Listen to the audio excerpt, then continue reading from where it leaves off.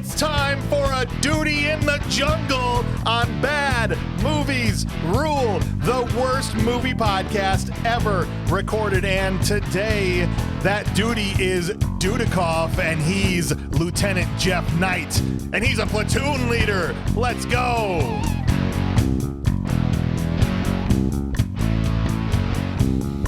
Little Michael Dudikoff action. Duty in the jungle. Yeah, it is. Man, That's come on. Something. That's a good platoon one. leader. I like it. I don't know if he only did canon movies, but it feels like Michael Dudikoff only did canon pictures, because every movie I see him in is a canon picture. Yeah, it's rough. It's rough. Yeah. But yeah. here we are. Our first... No, actually, no, because he had an uncredited role in Air America. I don't know if you guys ever saw Air America with Mel Gibson, but that was like, I don't even remember him being in that movie. But this is essentially our first non-American ninja Michael Dudikoff picture that we're covering. How do you feel about it? I feel great about it because as much as I loved the American Ninja movies, I love-hate relationship with them, I've missed having Dudikoff in the crosshairs. Right. We're back at it. For a long time, for a year, he was the namesake of our trash can full of dirt before we passed that on to Mr. Steven Seagal. Yep. And, here we are. I just added every Dudikoff canon picture on the list. So they're all on there. Did you find Soldier Boys? That's on there, yes. Yeah. That's great. And was it Avenging Force, I think is another one. Avenging that he's in with Force. Steve James. Yeah. So they're all on there. That's how Platoon Leader got picked by our BMR supercomputer. Oh. And, here we are. And here we are. So I'm excited for you guys to be here. Patrick, have you ever seen a Michael Dudikoff movie? It's possible that I have. Yes. But it didn't leave an impression.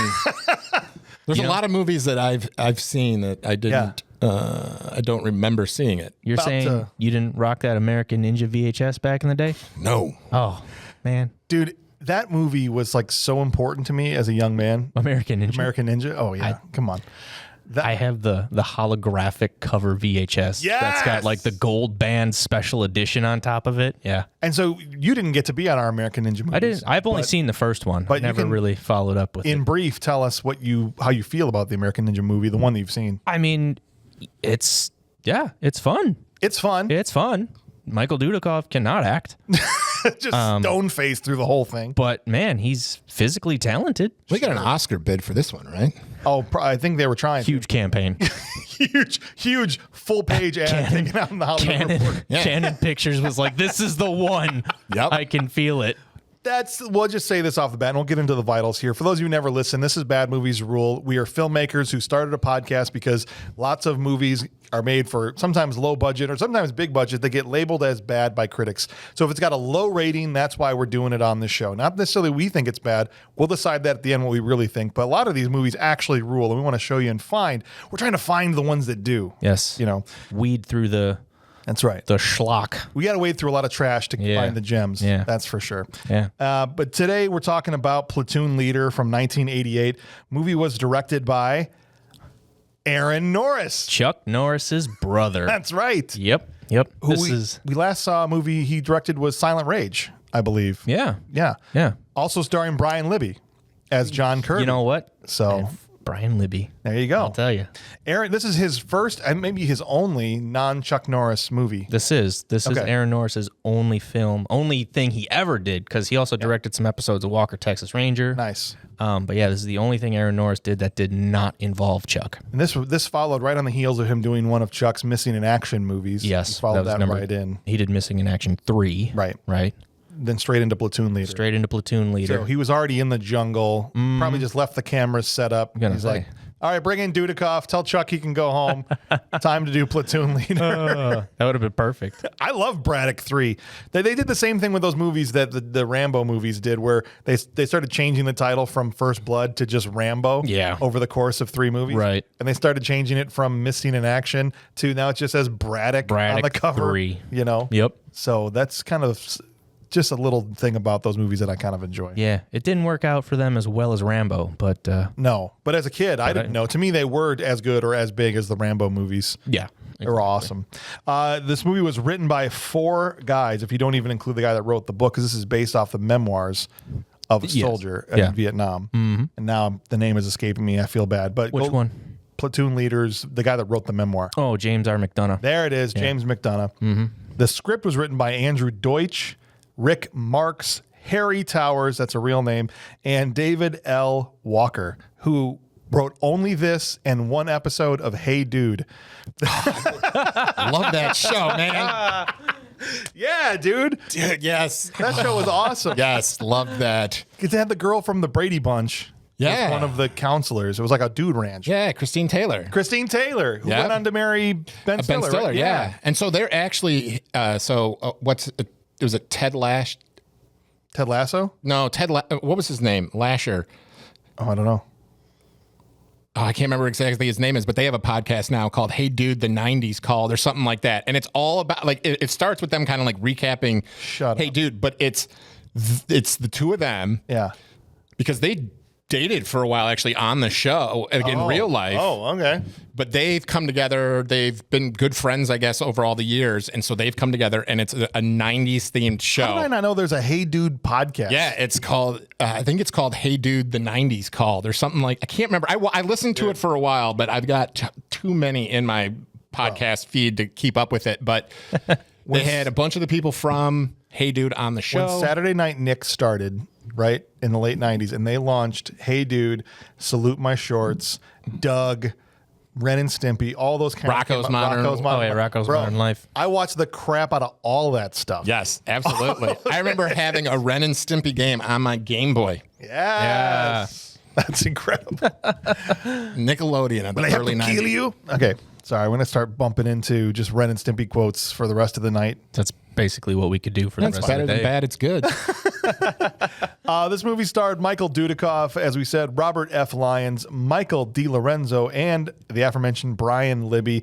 The last time we saw him on the show was in Silent Rage. It's actually his third appearance, as he played an uncredited bus driver in Winners Take All for us. Good for So, Brian Libby. Yeah, Brian Libby coming back Yeah. and back and back again. But also of the Shawshank Redemption. So, Yes, you which know. prior to doing this podcast, the only thing I'd ever seen him in, I feel like. Really? So part of what I love about doing our show and the fact that, DH9K, that's the name of our AI robot. Sure. Got to give it a Star Wars name. DH9K. DH9K. I love DH9K. Yeah. Yeah. Don't say her name 3 times or she might activate. Okay. But what happens is I get exposed to these movies that I wouldn't have picked. This is why I love that we do random, we get told what we're watching actually by this AI, because now I get exposed to all these Brian Libby movies, among other actors that I never would have seen before. Yeah.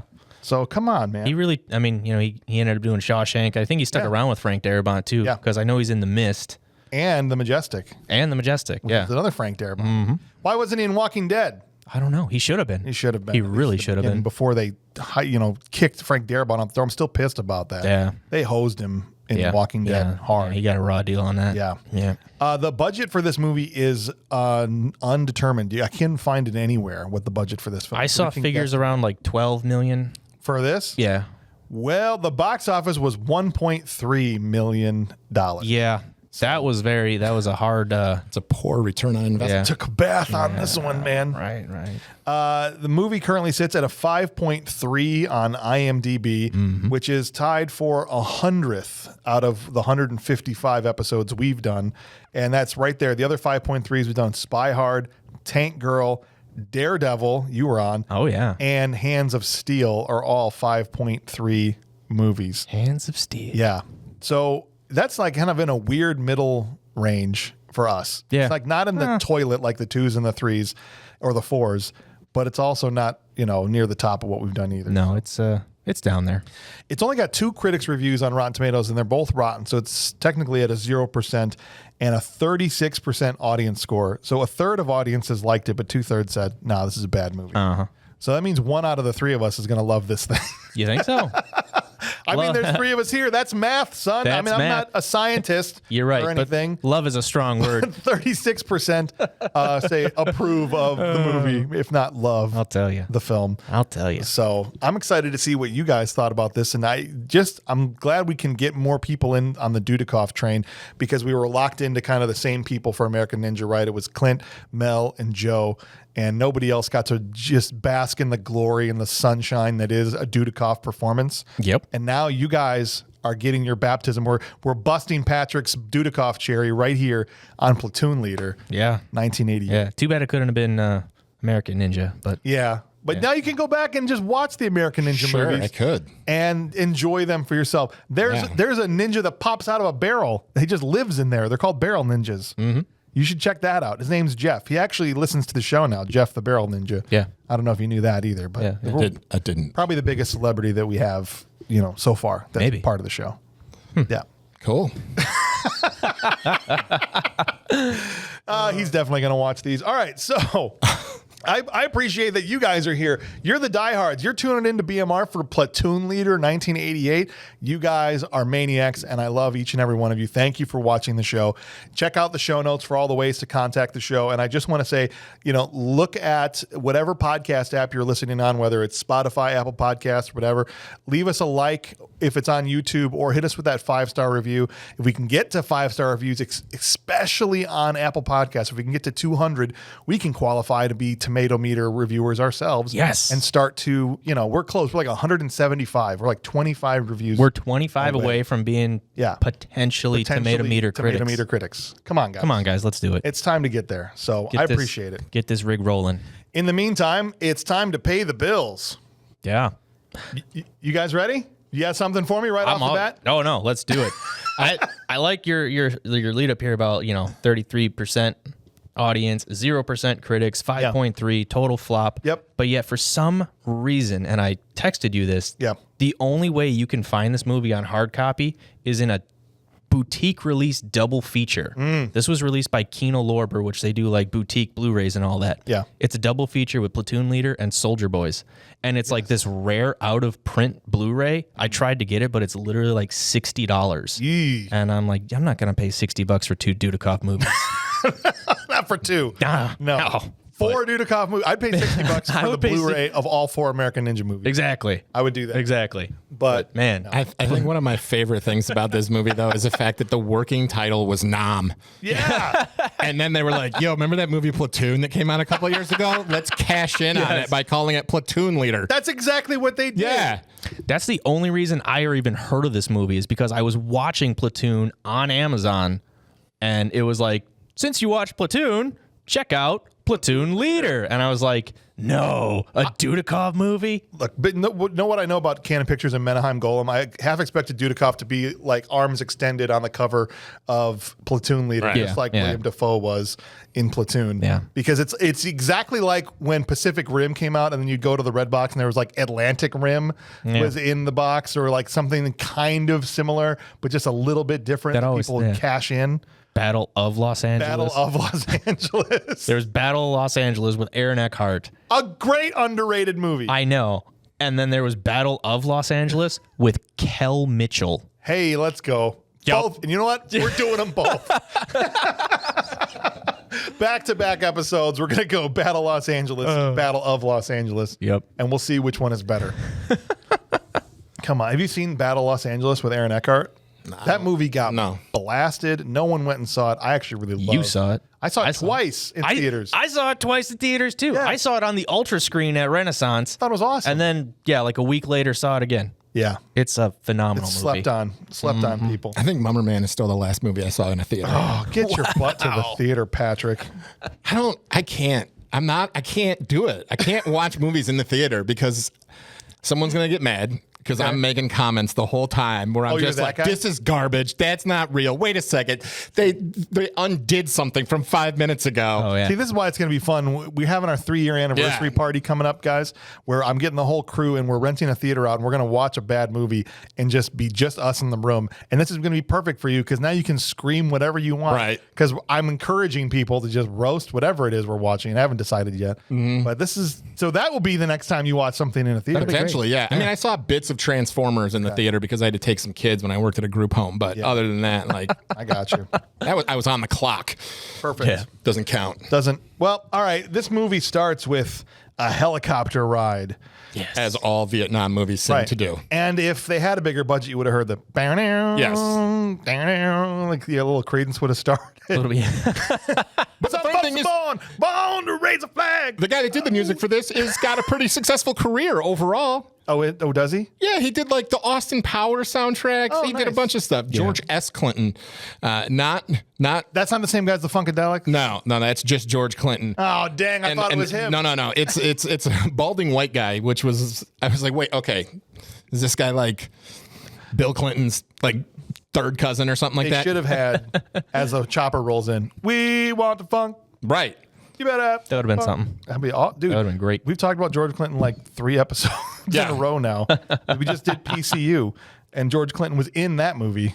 Yeah, no, this Look at guy, that. There's a short scene different guy. as Lieutenant Jeff Knight, played by Dudikoff, is rolling in this helicopter. It cuts to some debriefing room where he's getting debriefed by Major Flynn about what his assignments. He's like straight out of West Point. Lieutenant, and he's like, here's what's gonna happen. And what's hilarious to me is it was like Dudikoff sitting there and one guy that looked like his freaking stunt double sitting right next to him. That's true. Identical Yep, almost. almost. And it's like they didn't have another soldier to fill out the scene, so they just had his stunt double come in and sit next to him. Yeah. And just be like, because he's not in the rest of the movie. Yeah, that's very well what they could have I did. think that's probably what happened. Yep. Because it was like same haircut, same everything.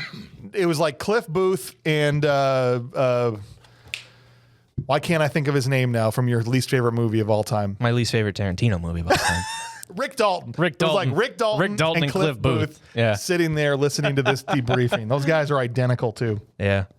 The juxtaposition of the fan That's right. and the helicopter. It's genius. Oh, what a great transition. What a great classic transition right there. They're trying, this is what I noticed right away because I added all the canon movies because I made an assumption that all canon movies, deal in excess and nonsense and all that stuff. Mm-hmm. But this is actually them trying to make a serious war picture, It is. which I respect. Yeah. Whether or not they accomplish that, we'll decide as we go through this movie. But they're legit trying to make a real war movie Yeah. here. If you noticed, it wasn't even who are the two guys? Golan and what was the other guy's name? I can't remember off the top of my head. Yeah. You just dropped him. I too. know. Man, Sorry. This was they're actually not directly involved in this canon movie. Interesting. It's produced through them, but Abby Lerner was the one who kind of spearheaded the whole Who's thing. a legit movie producer. Right, exactly. Right. That's probably why. Well, as Jeff Knight's rolling in on his helicopter, he's getting debriefed by Major Flynn in this flashback, and then he's riding on with a Sergeant Roach, played by Yes. Brian Libby, who's just sitting there. It's like it's shot like the Predator scene with the red light, Yeah, the red light of the helicopter. looking back at each other. And Dudikoff's trying to like, hey, Sergeant. Hi. What's Vietnam like? Tell me what it's like, Dad. Literally what he says. Oh my gosh. Yeah. Right. And I like Roach's answer. Dude, it's good. You go out, patrol. Yeah. You kill some of them. And they kill some of yours. You go back to base, eat, sleep. You go out again. That's right. Yeah. Before you know it, you're either dead or going home. It's good. It's good. I loved it. paused it right then, too. I was like, thank you. Yes. I'm so glad it started this I'm way. so glad Brian Libby's in this movie. Imagine how boring this could have been. Yeah. Or maybe you already think it is, but it sinks to another level of boredom without Brian Libby in this movie. Yeah. Yeah. Can we at least acknowledge that? Absolutely. I mean, a lot of the supporting cast, I think, is pretty entertaining. All I know is that I instantly understood why the previous name of the trash can before this scene was even over. I looked at Laura and I said, well, we're in for something here. Here you go. I'm not sure what yet, but it's going to be rough. Welcome to the dude. That's right. They land. Lieutenant Knight gets out at the outpost, and call it an outpost. It's like a hole dug into the side of a hill. Yeah. With some makeshift buildings made out of sandbags that they're there next to some village that they're supposed to protect. It's supposedly the only non-Viet Cong village in this province of Vietnam. Yep. And so it pisses off the VC that this is a non-conforming village, and they're there to protect it because they want to wipe it off. I mean, have I broken that down and accurately? I think that it's a very basic. More or less literally what they say in the movie. Yeah. Yeah. Okay. Yeah. Just so they know what's happening. It's just a little crap hole outpost next to a village in the middle of the jungle. It is. It's, I mean, as outposts of Vietnam went, that's more or less what they all were.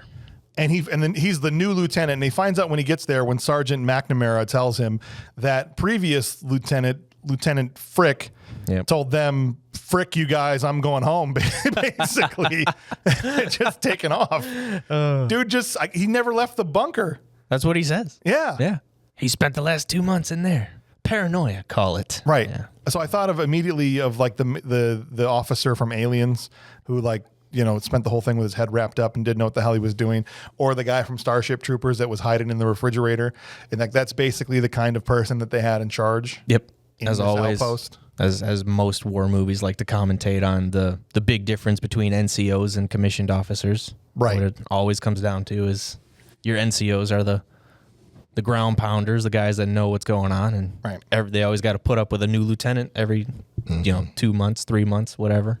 And so immediately coming out of like some of these academies too, there is that got to go get some experience. I mean, we saw like Colin Hanks' character in Band of Brothers just kind of rotated in to kind of get his time and then go back home. And yeah, I mean, it just does seem like, Yep. Yeah. And then you just sit there and you go, hey, that's the guy that's calling our shots now. Yep. Shit. Honestly, and they kind of, the whole vibe of all the soldiers there is basically like, we don't take kindly to them West Point boys around here. Yeah. You don't know nothing about them textbooks is garbage. You better throw them out the door. Yep. That's what it all is. Except the one guy. Come on, like the names, I don't know. Well, McNamara, right? McNamara initially is on that, and then when DiLorenzo, Basera. Basera gets mouthy directly. Yeah. Then he's all of a sudden like, hey man, don't do, it's like he can't even figure out what side of the fence he's on when it comes to this guy. I can make fun of him, but you can't. Right. Not in front of me. Yeah. Okay. Could have just been the screenplay. But hold on now. When 4 people are writing it. Come on. This screenplay is unimpeachable. Are you kidding me? Every loose tie is neatly tied up. Yes. Everything. Oh, yeah. They don't drop subplots at all in this movie. Nope. Or characters. They're just gone. I think they just got to write every 4th page, basically, and then just hoped it would come together. Like you got 1, 5, 9, 13. Yeah. I got 2, 6, 10, 14. Right. We'll figure it out, I'll man. go over here and do these. You go over there and do those. Yeah. One of the writers like, wait, I just saw Platoon. The other one's like, wait, I just watched Apocalypse Now. The other one's like, wait, I just watched The Deer Hunter. Yeah. Well, which one are we doing? This other guy went. The 4th guy went, I went to summer camp last year. Harry Towers was probably writing a different type of movie. Right. I just saw In the Bush. That's right. Yeah. I just wrote that one last year. Yeah, it was a big hit at the Adult Film Movie Awards. We swept the table. Yeah. Yeah.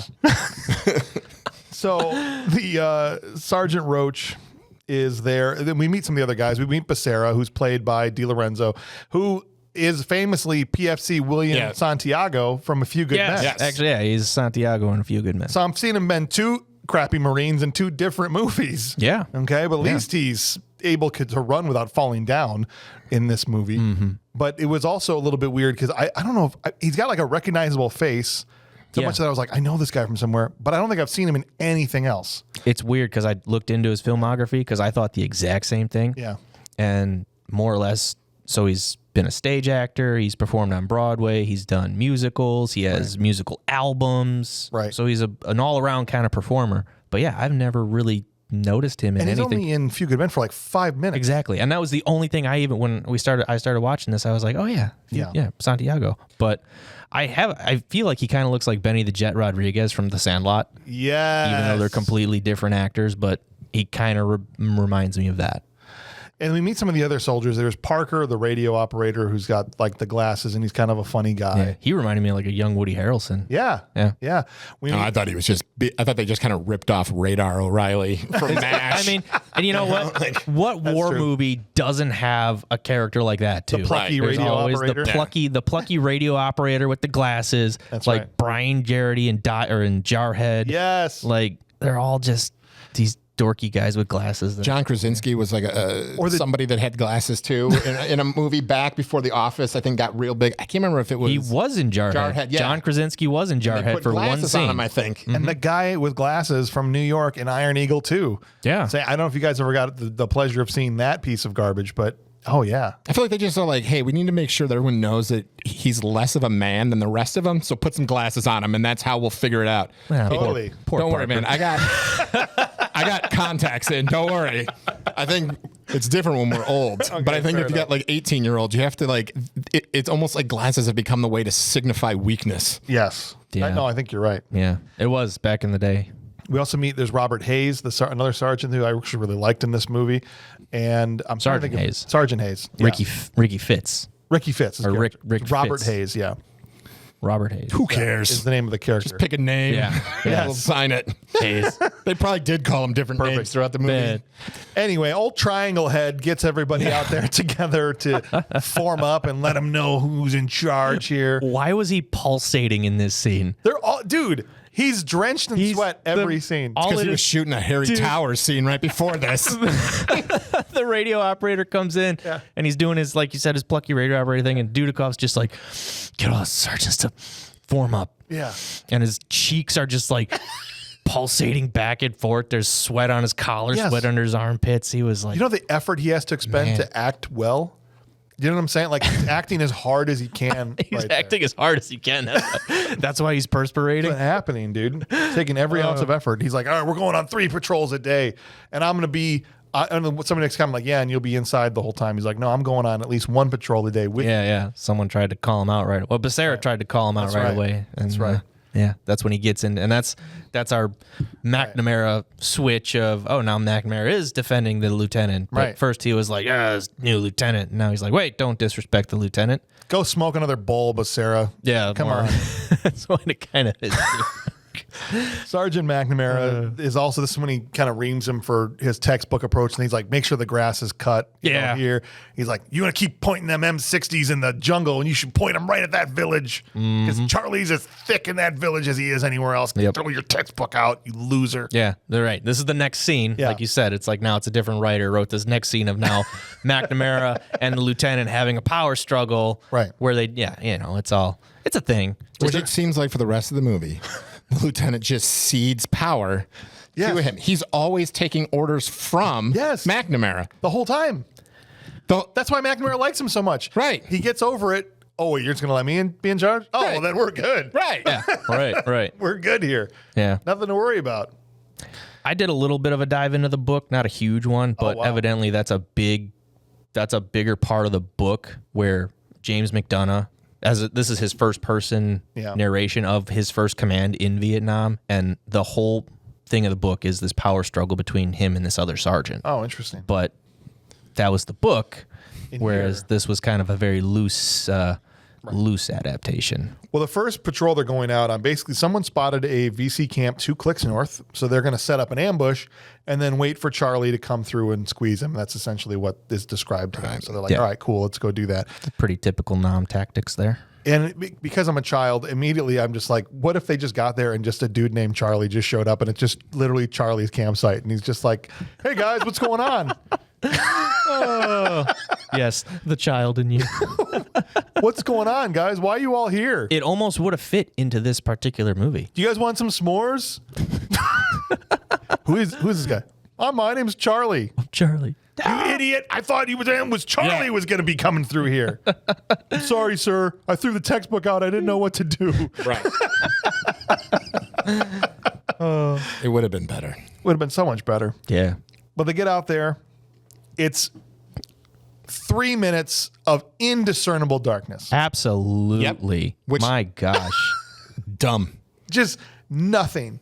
Not like the DP didn't even have like a work light on his script supervisor's stand to use. Or like, and at least like in Platoon where they sit down and they have conversations, they'll like turn their flashlights on or something. Right. None of that. None of it is. It's 3 minutes of you cannot see anything. You just see like every now and then you see like the whites of some eyeballs. Yeah.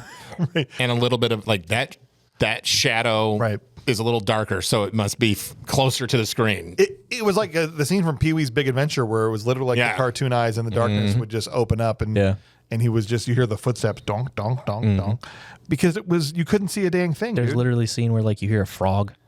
You know, and they like, you can tell that the character is looking down based on the silhouette, but you can't see the frog. Nothing. You can't see the character. Nothing. And then there's just the, like Basera says, whatever. He's like, oh, just when you think the jungle is safe. Yeah. That's when it's the most dangerous. That's when it's not safe. When you think it's safe, that's when it's not safe. I learned that in this dark jungle. I learned that in jungle camp. All of a sudden it's daylight.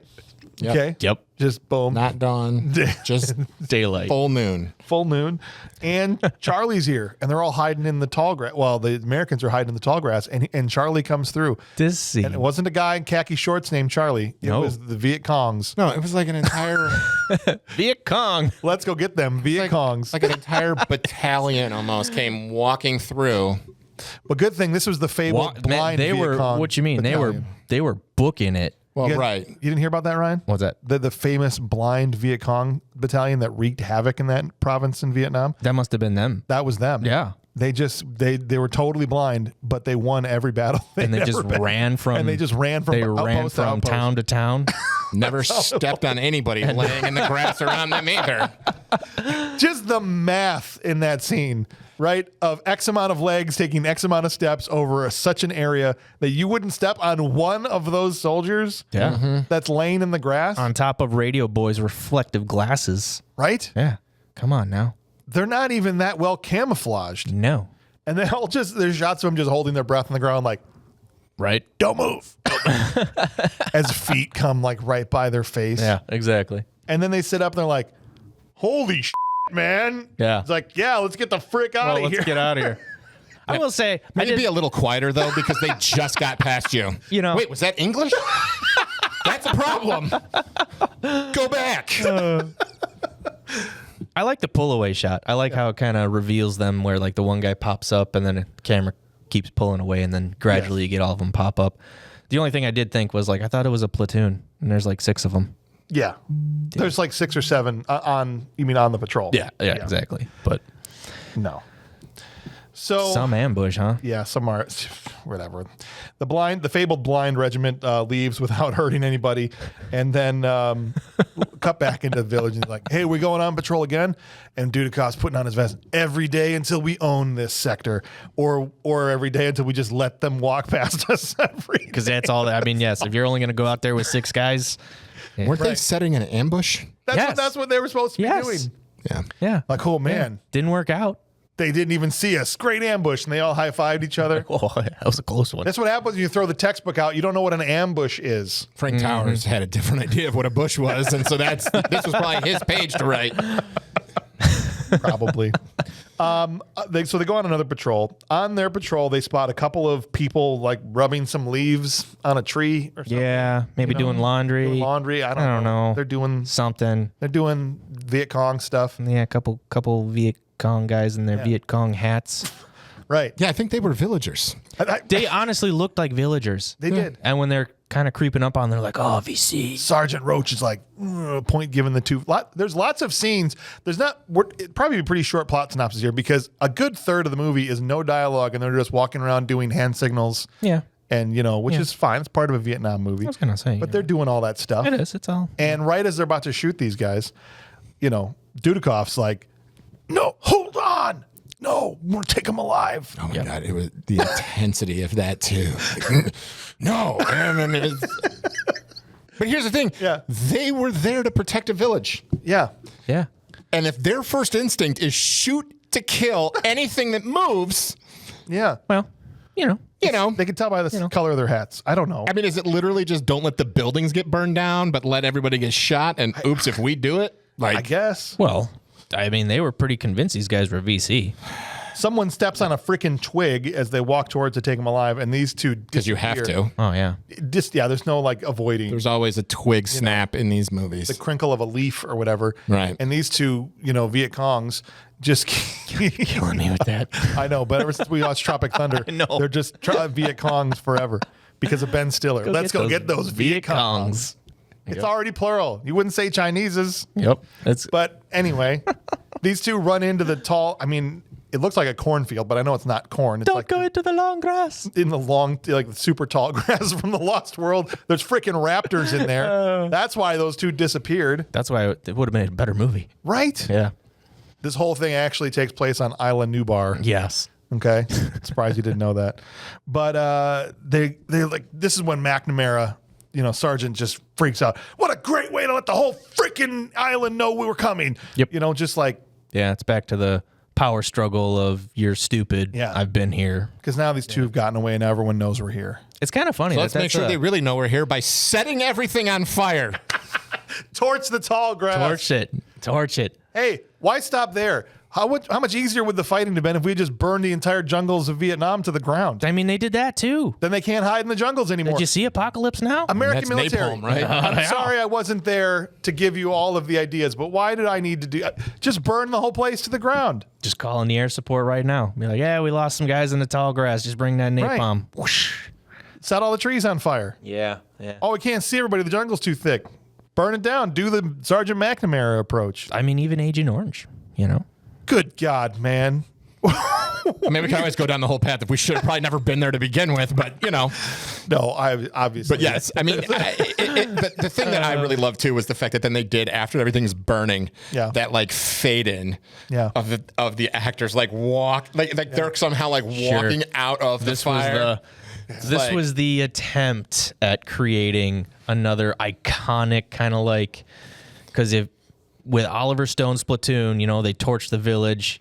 And they're all walking away from the village, and you got the explosions in the background, and it's a big, powerful moment in Oliver Stone's platoon. If you kill this was it, like the B movie version of them, like, let's walk through this burning cornfield. But if you had to make a difficult decision to torch a village, there's a little more dramatic weight to that when you lit a field of grass on fire, right? And walked away. I mean, the DNR does that every year just to get new growth. Right? Oh my gosh! Think of that. Oh man, I want a terrible spoof movie made now, just called like DNR, State of Wisconsin, and it's just like the DNR going out doing like controlled burns, busting people for fishing without a trout stamp. Yes, but like they're like Dirty Harry, even though they're just busting people for that. But it's super dramatic, and they're just blowing fishermen away. Dude, so they're smoking a cigarette. He's like, "Where'd you get that trout?" Dude, this is a perfect chance to get Arnold and Danny DeVito back together as partners rolling around in a DNR truck. Let's do it. Get the word out. But there's like a shady background because like Arnold got kicked off the regular force for something. And so this was his way to like still do good in the world. Right. Protecting river otters. Yes. Yeah. So that's what it was. Taking care of the Asian carp problem in the rivers. Right. He was like a Chicago PD detective and SWAT captain who now has got relegated to the Wisconsin DNR. Yes. I got to get rid of this green algae. That's right. I got to get this Asian carp. I'm going to break them with my bare hands. He's like hand fishing for Asian carp. Yeah. Just, right just off the pulling dock. them out. Pulling them out 2 at a time.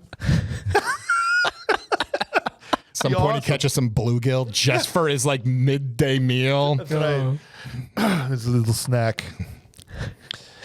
Oh, please, Hollywood, do this movie. I would love this so much. Be awesome, man. All right, so they keep patrolling, and they find an entrance to a tunnel. And he's reaching to open it up. And this is where we get Sergeant Mac's hand just coming in 100 miles an hour, grabs his wrist, right? It's all sweaty and covered, and he's like, "Don't you do a damn thing." Yes. Because I'm assuming it's booby-trapped, or it wouldn't be conspicuously obvious that there's an entry here unless there's a problem, right? Exactly. But before anything can happen, they get fired on by a sniper in some nest up in one of the trees. And they can't see where the guy is. They empty 9,000 rounds of ammunition into the jungle. They're getting shot at, and they just start shooting at trees.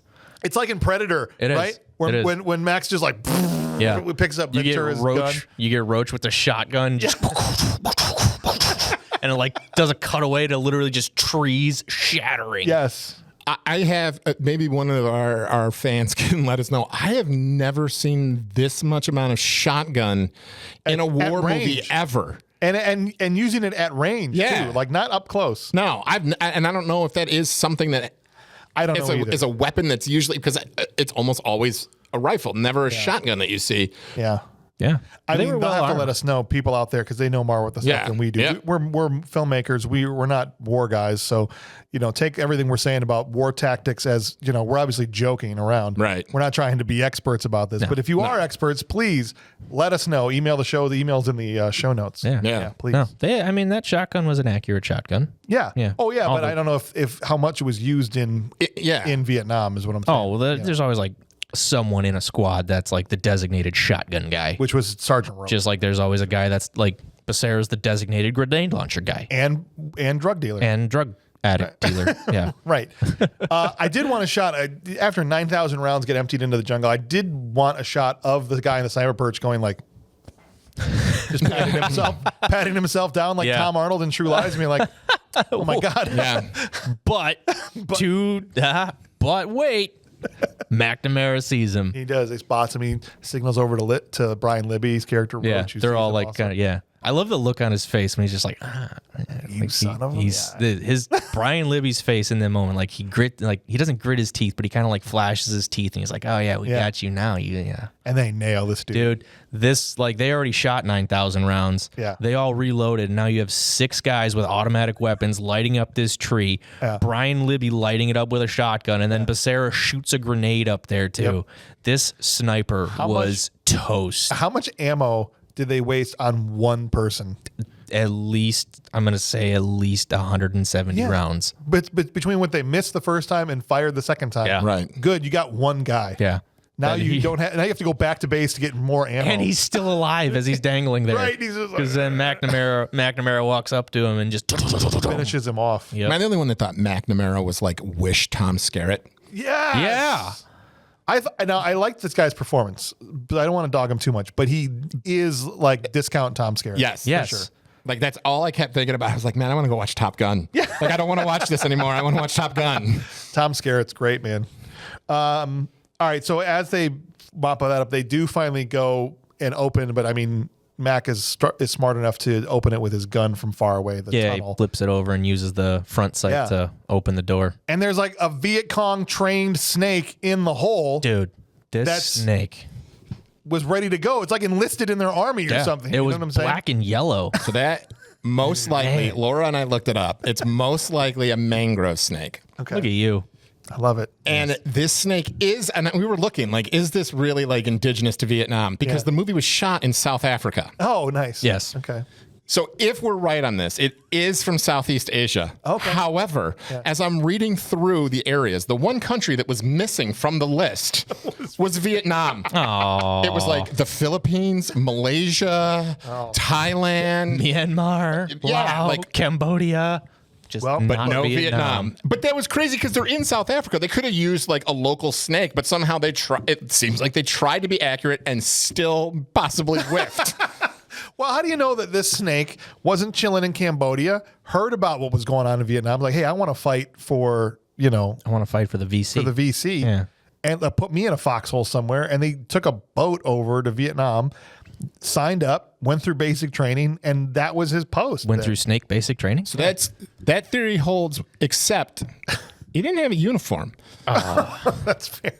He didn't have anything that showed like have what side he was on. He didn't have any type of like. He didn't have any type of like ambulance on his shoulder. I was gonna say, You give didn't him have a like an little- amulet. He'd have a little snake rice hat. Right. Yeah. Or like, where was his helmet? Like, you got to be able to avoid fire somehow. Tell me I'm this. just picturing one of those stupid triangle hats on a snake. What was that one? Wait, wasn't there a children's book or something with a worm that used to wear like a boot on its head or something like that? Yes. Oh man, that's something. This is incredible. Tell me, was in your research, was the snake poisonous?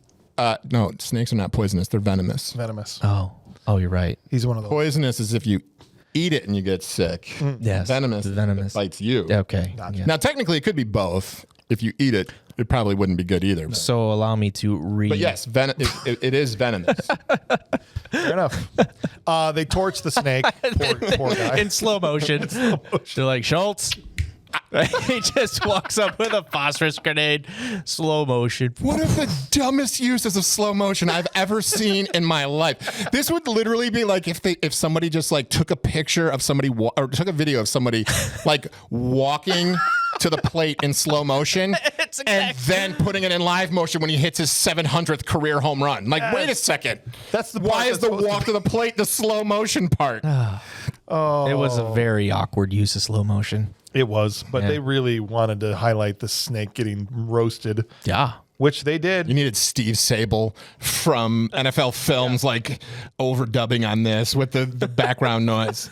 Which, by the way, the music, what was going on in the 80s with this background music? I literally, I looked at one point and I said they took vuvuzelas and didgeridoos and put them on organs. And that's how they made this sound. I think you're right. It was terrible. It was throughout all of the 80s. Yes.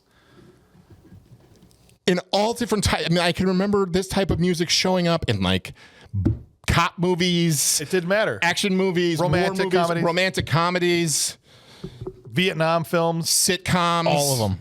All the Vietnam films. Children's cartoons. NBC Nightly News. Harry Tower movies. Well, that, yeah. Probably had marital aids attached to him as well. To get that. The funniest thing to me in this whole movie happens here as they're walking away from this roasting snake. This idiot, Michael Dudikoff, catches his foot on a tripwire. Right as Basera says, yeah. He doesn't look down to see. He's like, "Why? My foot is caught on this tripping thing. It's like a wire, but it's making me trip." He deserved to blow up. Let me rip my foot through this thing as hard as I could once, because he's lucky enough to realize it's caught before whatever it is goes off. Yes. So it hasn't gone all the way. And he could go, whoop, pull it back, step over. He's like, what the hell? And just rips his leg through that thing. Boom! His stunt man gets lit up. Yeah, bro, got roasted. Yeah. This is a good, I'll say that this was a good stunt. Oh, great stunt. The explosion, the wide shot of the explosion, the stunt man just whoosh, flying like corkscrewing through the air. But hilarious circumstance, especially because he's such a green lieutenant, which may be what they're trying to, Yeah. But they makes him look like a moron. Yeah, but how the hell did he get through West Point then? That's what I'm saying. Like, we need a shot. If I'm doing landscape work in my yard, there's no mines that I'm aware of. I don't think there would be any mines. Yeah. I'm going to look down to see I wonder what my foot is caught on before I just try to yank. I am, after all, in a battlefield. Yeah. Yeah. Right? Known for booby traps. Yep. We just saw that there was a tunnel. We just saw there was a tunnel. So, with a tripwire right outside the tunnel might not be a terrible thing to do if you're the tunnel builders, right? And as he's laying there screaming, he's like, I'm burning up. And McNamara runs over to him. He should have been like, I never should have let you tell me to throw that textbook away. I'm on fire. I would have known about the tripwire. I'm on fire. Oh, okay. Cool, man. But you're not. Yeah. It's like Ricky Bobby. Parker's So look at this man some Bactine. When Ricky Bobby's running around the track, I'm on fire. It's like, no, you're not, man. Parker's grabbing him like, come on, we need a medevac now. He's on the radio. We need a medevac. Let's go. Yeah. Dudikoff just giving it his all. He is. He's trying. Bless his heart. Look, I'll give him some credit for this particular scene. Sure. Oh, I thought this was terrible. There's worse. There's a scene coming up here. Yes. Where this movie could almost be called "It Gets Worse." I was gonna save it for the end when we talk about Dudikoff, but I can just say it now. There are moments in this movie where it's the best acting Dudikoff has ever turned in, at least in the performances I've seen him in. Most of that at the back half of the movie. Yes. But there's a scene coming up here, which we'll get to in a minute, that has maybe one of his worst acting moments in anything I've ever seen. So it's a combination of trash and, for him, brilliance. If you're Dudikoff fans, Platoon Leader is the most bipolar Dudikoff performance out there. I swear it is. Because there's all the stuff you have if you want to hate his performance, and it's got all you need to defend him as a good actor. Yeah. In the same movie. And this particular scene, like, it is funny. We're laughing about it, but as I'm watching, I'm like, wow, Dudikoff can actually act a little bit. Just a little bit. Well, he's at least showing emotion. You got to understand, in the American Ninja movies, dude, the man was a carved statue out of granite. Yeah. Like, expressionless. Yeah. You know what I mean? Yeah. So here he's at least, it's just like he's emoting. Right. At least he's doing, I'm on fire, Parker. I'm on fire. Oh. And like, yeah. Yeah, we're the flames, man. All right, He was metaphorically on fire. in his heart. In his heart. In the burning heart. Yes. That's about to burst. There's a quest for Is this like right before an NBA Jam, right before you're on fire? Like, he's heating up. He's heating up. Yep. Or NFL Blitz. Man, they should bring that game back. Blitz was awesome. Dudikoff would be the guy that couldn't buy a bucket in NBA Jam, though. He wouldn't be the guy that was on fire. He can't buy a bucket. All right, so Obscure reference. the major, all those NBA Jam fans out there are like, "This is my podcast, There man." we go. We just got the NBA Jam fan. What was the other All one too? MLB Slugfest. Yes, I still think that game should have had though, like something where you could charge the mound and really control the fighting and box the pitcher. ever since they had fighting, the first sports game that had fighting on the original Nintendo, we played Blades of Steel. It was a hockey game, and you could actually fight people in it. I didn't even like hockey, and I played that game just to fight in it. Yeah, it was awesome. Yeah, the NHL games back in the day were awesome. Back to NHL '94 for Sega Genesis. Like, dang. What was it like being rich? I didn't have a Sega Genesis. Yeah, my grandparents bought it, so I don't know. Of course, okay.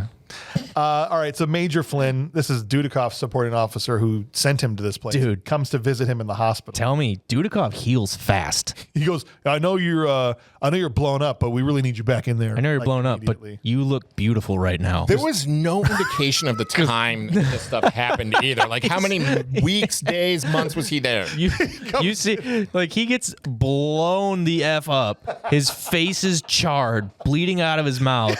Cut to next scene. Yeah. His hair is done. His skin is tan. No scars. Right. Just Major boom. comes in the room and he's like, damn it, you are handsome. Yeah. We need you out there. Well, that's why they had to take this part of the script away from Harry Towers, because he was taking it in a different direction. Like, boy, you're a pretty man in that bed. He does look perfect, right? Yeah, he absolutely perfect. He says he's Well, it's bored. because it's the stunt double that got blown up, That's what not it was. Dudikoff. You've blown up his stunt double. Yeah. Yes. When he does get back to the base, Mac and Hayes are there, and I just want to highlight this because they're talking about mounting Trout, but that conversation had me confused for a minute. Okay, it had me super confused. This could have been. This is where you like DNR cops come in and be like, you can't do that to the Trout. Is Mac? Is he That's delivering not a hump hole. That is a Trout. Get it away from your genitals. I thought I was like, what you do is you just stick both of your thumbs in there, Yeah. and then you pull it, and they're giving you no context. No. yet. No. You pull it apart. Like he's like, what if it wiggles? Like, well, you let it wiggle. Whatever. Right. I'm just going. Yes. What are we talking about, Is guys? it like is he delivering a baby? Is he teaching cunning linguists? Right. Like, what is it? is it Trout? Or is it trout mounting? related? Trout Yeah. mounting, which But is what it turns turns out. out to it's be? just good old fashioned trout mounting. Oh my gosh! I was like, boys, I'm gonna Good need some. old Somebody innocuous- took the script again from Harry Towers right in the middle. That's like, I don't know what you're describing you here. writing but, right- okay, Trout. Get Trout in here. Why are you so much in your genital region pulling things apart? Right, he's miming it in front of his lap. And I'm just sitting there going, guys, I'm going to need some context immediately. Like, immediately. But yeah, you He's don't like, get it I till the don't know end. What you're talking about. It's like giving him the birds and the bees talk in the jungle. Which happens sometimes. I'm like, okay, fine. You know, Right. Father figures, commanding officers, you know, I get that's a thing, but I don't know. Yep, these men should have probably already known that before they right. got to the jungles. Before they got in the bush. You know. Dudikoff being his just idiotic, oblivious self. Sergeant Hayes is on the perimeter, like building a fence or whatever. And some village girls walk by, and he's nice and says, hey, how are you? We having a nice day today? Okay, whatever. But then the last one walks by, and she's all scarred up, arm blown off. Missing an arm. Missing an arm. He kind of turns away from her, and Dudikoff comes up going, well, you shy away from all the pretty girls? And Read the room, man. Hayes has to be like, I shot her arm off. Yeah. More or Now less. she's got to go back to work. More or less. And here's where I'm just a bastard. I immediately went into the drummer from Def Leppard's only got one arm because I was just like, okay, she's got to go back to work. He went back to work too. He did. Sugar's not going to pour itself on me. But come on. All kidding aside, I know it's a tough thing, but I just, every time Def Leppard or a one-armed person gets up, that song pops into my head. Yes. I love it, though. There's nothing wrong. You say that like that's a bad thing. I think that's what should happen. Yeah, but I shouldn't start singing it in the middle of our living room while this very tender moment is occurring. You did? You just broke out and poured some sugar on it? No, the Bloodhound Gang, the drummer from Def Leppard's only got one arm. Yeah, it's like it's the other song about Def Leppard. Yeah. I was referencing Def Leppard song. Bloodhound Gang, huh? Yeah. Haven't heard them in a long time. They get more intel that the VC here is getting near. Do you have something else to add? What we met. There's the one scene. Tell me that this scene was not the most out of place scene in the entire movie. We should talk about this. When no one expected him to come back. Right. Yes, go ahead. So no one expected him to come back, From right? the hospital. He lands back in the helicopter. McNamara's like, son of a bitch, you know, Right. and everyone's like, oh no, the lieutenant's back. Yeah. And then he like goes to his quarters. Everything in the quarters is gone. Yeah. And then there's this really awkward, just like, Yep. Everyone's sneaking and up people are sneaking up and yes, putting like his bedding back and his food outside the door. outside the door. Whatever they took of his, And it just kept like, because they all raided his stuff. exactly. Yeah. I kept waiting for Klinger and Hawkeye to show up. And Oh be my like, gosh. Completely. You know, it just felt like it was a scene from MASH. Yes. What Exactly. a great show. I was gonna say, And what- this is like identity crisis moment for the movie. Yeah. Of all right, well, we were One of really them. trying to be, yeah, we were really trying to be like serious Vietnam War movie. Let's throw in an homage to MASH, No. and it just kept going. Like it would be Dudikoff, and he's just like silence, and then Right. And Parker's the plucky radio operator is the one that gets caught. But I don't know what took Dudikoff so long, because he spent forever in this empty room just like, where's my stuff? Yeah.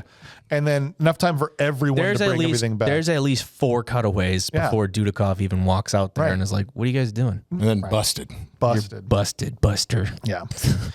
All right. So they get more intel that the VC here is near battalion strength, 200 strong. So they're like, all right, let's hit them quick and get out of there, before they get to be, too organized. Yeah. Parker does the math. Like, well, it's like 16 versus 200, sir. Yeah. Yep. We got to go through this. So they go through the patrol. They get to the point where they're at the top of a waterfall. And they look down and there's some Viet Congs bathing down in the water down there. After they find dead one-armed girl. Yeah, which didn't really mean anything. That's why I skipped it. Oh. 7 or 8 guys are up there at the top of it. There's, again, a small patrol, right? So we got a shot of 7 or 8 guys throwing a grenade. In tandem. All of them at the same All time. of them. They 7 all guys Dropping into the same spot, too. in the same spot. Now, this is important because the next shot is of 15 grenades in the air. Yep. Like the whole frame is filled with falling grenades. Yes. Okay. And then 47 explosions. thank you. So 6 many explosions. 6 guys, 15 grenades, 47 explosions. 47 explosions and so delayed. Boom. I was Yes. and then one of them actually like there's like this ball of fire and it's Yes. just, I was just like, well, that's not how frag grenades work, but all right. Okay, cool. So maybe someone had a phosphorus in there, but there were like 2 or 3 guys down there. yes. And they chucked all their grenades. I think the total VC body count may have been 5. Maybe. I think I saw 3 when they did the overhead shot. There's but there could the have been 2 a couple guys. more. There's like the 2 guys that are bathing each other. There's the one young guy that actually has That his was the hat Harry off. Towers Yeah. plot. There's the young VC that looks up Yeah. and sees the grenades, and then there's like at least another guy behind him. So right. His reaction was raised. It's like, oh. that's what it was too. It was like, oh, like, Oi. oh, yep. It's like, Done, man. That was a little bit of overkill, but they Once got again- those new fancy grenades that blow up 3 different times. That's some of pretty them, good. yeah. But that didn't even get invented till 2009 or something. A little further down, they continue their patrol and they get ambushed by mortar fire and other soldiers, right? And this is where, sadly, Parker Man, gets killed. rough. Yeah. You're laughing. Parker, the poor radio operator, is blown to bits. Dude. And Dudikoff's just yelling at him, get your ass over Parker, here. get your ass over here. And, I can't, sir. I can't, sir. And then when he looks down Man. at himself Oh. and he makes that noise, and I said, that is not the noise of a dying man. That is the noise of a man who got a surprise prostate exam. Like it was like, like what just happened to me? Like I was like, I think it's going to be a little more visceral than that. In a way, he got a prostate exam. He got all sorts of stuff examined at that point. At that point, yep. Right. That's prostate, He could have checked it bladder, himself. small intestine, large Right. intestine. He can inspect it all. It's all gone. You ever find it funny, though, that like with all of our modern medicine, this is still the best way for them to check out A finger? you might have some cancer in your prostate? Yeah. Yeah. They haven't figured out the alternative to that one. A good old DER. I had a doctor talk to me way too long describing what was going on with my prostate during one of those exams. Oh, yeah, and I was like, hey, doc, I don't need the play-by-play. Tell me after. Finish. Just Tell me get out. Get out. Tell me after. You're about 5 minutes away from owing me dinner at this point. He finally crawls over, and this is the scene I was talking about with Dudikoff's really, really bad acting because This is he goes terrible. over there, and one of his other soldiers goes, "He's dead, sir," and Dudikoff just goes, "No, no." Dude, he like Yes, he is. throws he like throws his arms up in like this like this like Yeah, it was bad. toddler tantrum flail moment. I couldn't. Glad that's our lieutenant. Yep. That I was like, "Oh, Mike, come on," because I like Michael. I like him. He's a Oh good yeah. dude. Yeah. I enjoy his movies, as dumb as they are, and I really was pulling for him in this. And there's some scenes where I was literally like I'm still pulling for him. fist pumping the air. Yeah. I was like, "Yeah, Mike, you did it in that scene." Yeah. But then there's scenes like this where I'm like, "Oh, come on." Yep, like you really dropped the ball here. I'm pulling for Dudikoff. Like I want to see him come back in like a wise supporting role in a Christopher Nolan movie. Yeah. You know? Something. Yes. Still out there kicking. It could happen. No, I'd like to see him do more of like kind of what's the guy? Oh, I can't think of his name right now, but he's the oh, it's killing me. What does he do? So he was the bad guy, quote unquote, in Karate Kid. Yeah. Zabka? William Yeah. Zabka. Yeah, Yeah. William Zabka. Yeah. Where he's kind of come back and doing stuff like when he was in, How I Met Your Mother and stuff like that, sure, where he comes back more in like the comedy roles, more spoofs of do stuff, it. where he could still be that, but kind of having that, you You could see Dudikoff poking doing that. fun at himself. Let's do an American Ninja 6. Yeah. You know, let's do a reboot. Yeah. Get him in there as like the sensei instead of the American Ninja. Do you know? So now he's the one teaching him. Yeah. Maybe he can be Splinter in the new live action Perfect. Teenage Mutant Ninja Turtles. Give American Ninja the Creed treatment. He already has a triangle head. Those giant rat balls. Perfect. Just Dudikoff having to walk It'd be awesome. bow-legged the whole time. And now you see, my turtles, that any distance traveled while carrying giant nuts is a practice in humility and patience. Beautiful. You'll have to ride in the back seat because, of course, his nuts will have to ride shotgun. All right, so there's this other soldier who tries to help this woman who's running through the jungle inexplicably with her baby. Yeah, stop doing that. The random medic. Yeah, Because the now random medic, yeah. because now this character who's evidently the platoon medic, who we haven't even met until this moment. When they called out for medic, I was like, you don't have one. What are you talking Right, about? Who are but- you calling for? The last Yes. time you had to radio in a medevac. No, he just jumps into the screen like, "I'm your medic." Yes. Oh, nice He's to like, meet you. This man, I love it too. no Like you cross on the hat to indicate who he Literally, is. like you said, he comes. He's like, he looks at him. He like kind of feels him. He's like, "This man's dead, sir." Oh my God. And it was just the most no-sell. This man is dead. Yep. And then he gets This blown parrot away. is no more. He has ceased to be.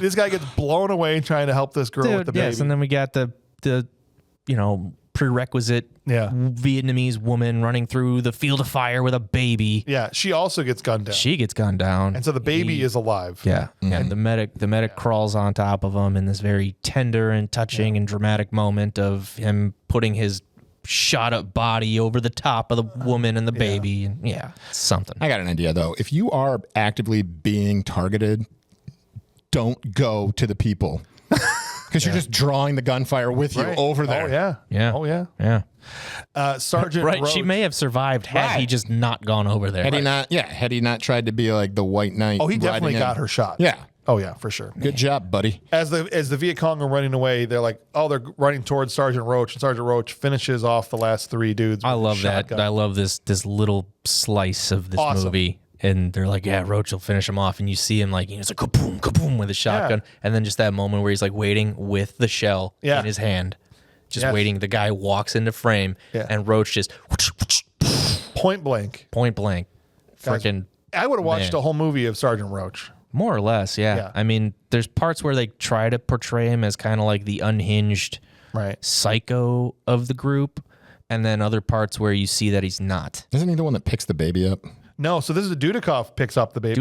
He's the one that carries. He goes over, scoops up the baby, and he's like, "I will call you little half squat." Oh my! And I thought he was going to adopt that kid. I was thinking Ben Stiller the way. The way he's smiling in the next scene, right? As they're like, "All right, let's go back to base," and Dudikoff has the baby. He's like, "Hi, little guy." Right? And he's just. It looked like it was. I'm going to be your new father. I'm going to be your new father. Like, no, like, your guy Parker just ate shit. Your medic is dead. Right, but they only carried Parker's body out. Yeah. All of them were carrying the one body. Gave a crap about the medic. Like, leave the medic. He just got there. Right. Yeah. Right? Yeah. He got off the helicopter and followed them on this patrol. But talk about subplots that got dropped. Where's the baby? We never find out. He just carries off this baby. I think it's like lives in his quarters now on base. I mean, yeah, like the next scene, it literally just like fades to like, all right, now we're on to... This is when the major comes to visit. Yeah. With the reporter. Yes, that's right. Mind if we look around a bit? It's not an open house. Oh, what are you talking about? Mind if we look around a bit? Yeah, I do like Roach's approach to dealing with the media, though. Because it's... you need to listen more. Yep. Just put some ears on his clipboard. Yes, because they had a young prisoner, too. Right. And he said... Or Schultz is like, "Oh, should we interrogate him, sir?" And Dudikoff's like, "There's been enough killing for one day." They wait till he leaves and then kill him anyway. Or they just cut his ear off. Who knows? Yeah. I don't know. Because they were literally watching for him to clear the trees. Yeah. And then Roach pulls the knife off. And that's like the moment they're trying to portray Roach as like the unhinged psycho of the group, where like he's now disobeying the lieutenant and whipping out his knife and cutting the dude's ear off. And you don't get to see it, of course, but... And I just thought of Dolph Lundgren. Wow. They really have beautiful ears, you know, from Universal Soldier, because that was his whole thing. He had the ear necklace. Anyway. All Dolph, freaking anything with Dolph. That's great. What are you doing? Hanging a pirate. That's Expendables. Right, yeah. Nice bird. All right, so the major comes in and he's like, Dudikoff, every time he sees the major, like, I need more people. I need more soldiers. There's not enough of us. All right, you'll get them, damn it. No problem. Yeah, right. Sir, I know you heard this 1,000 times. Heard 1,000 times. I heard 1,000,000 times. We can't do it. Yeah. But he does give him 4 more soldiers. This is where we meet Greaser. Yeah. Oh my God. Well, this is it. And like now we're getting in like the timeline, which is not prevalent at all. There's no explanation of where we're at in time, how many days have gone by. No. But now we see that the squad is taking a little more liking to Dudikoff, and now they're doing the same thing that they did to him. Right. Now we got these 4 cherries coming off to Huey, and they're like, oh yeah, here's the new guys. Let's go. One of the they drop most of these guys. You don't follow them for the rest of the movie. But one of the new guys is Larson, who's played by the guy that played Dexter in American Ninja 3. But he was like a canon guy, I'm guessing. They stuck him in these movies. You see him in the lineup where we first meet Greaser, but then we never really see him for the rest of the movie. No, they don't do anything with those characters. The only guy they really do anything with is Greaser. Yeah, Private Pike, played by something. Was it Kevin O'Connor from Roadhouse? Dude was in Roadhouse. He's the one guy's like, what if he calls my mama a whore? I'm pretty sure that's the guy that played Greaser. Oh, but I don't remember. Yeah, I think that's the guy. What if he calls? Yep. I think you might be right on that one. But Greaser's whole thing is he's above it all, right? He's like, oh, I'm just in the army because there was some things were getting a little too hot back in the States, and I had to get away from people that wanted to hurt me there, and that's why they call me Greaser, because I'll grease a fool or whatever he's saying. Yeah. It's just stupidity. I would have shot him immediately. I did like they just put him on minesweeping. I would have just put it right up to his knee and just blown the patella apart and been like, nope, you're a liability. I can already see it. Well, you got to go home. I'd rather have... Yeah, this is addition by subtraction. Boom, you're out. But it did give us an opportunity to get another great Brian Libby scene here. Because he sticks him on minesweeping. He's like, well, I guess just so you know, I'm putting you on minesweeping duty because I don't like you. This is what Dudikoff is saying. Yeah, you're gonna put you Sergeant Roach on his minesweeping team. And so here they are going through this path, and with the metal detector, and one of the other nondescript soldiers finds it, and they backs away slowly. It's one of the Vietnam allies. Yeah, Vietnamese allies. Yeah. Roach is digs up the top of the mine. He starts to doctor with it. And he's like, all right, Greaser, put your finger right here. Come here. Give me your trigger finger.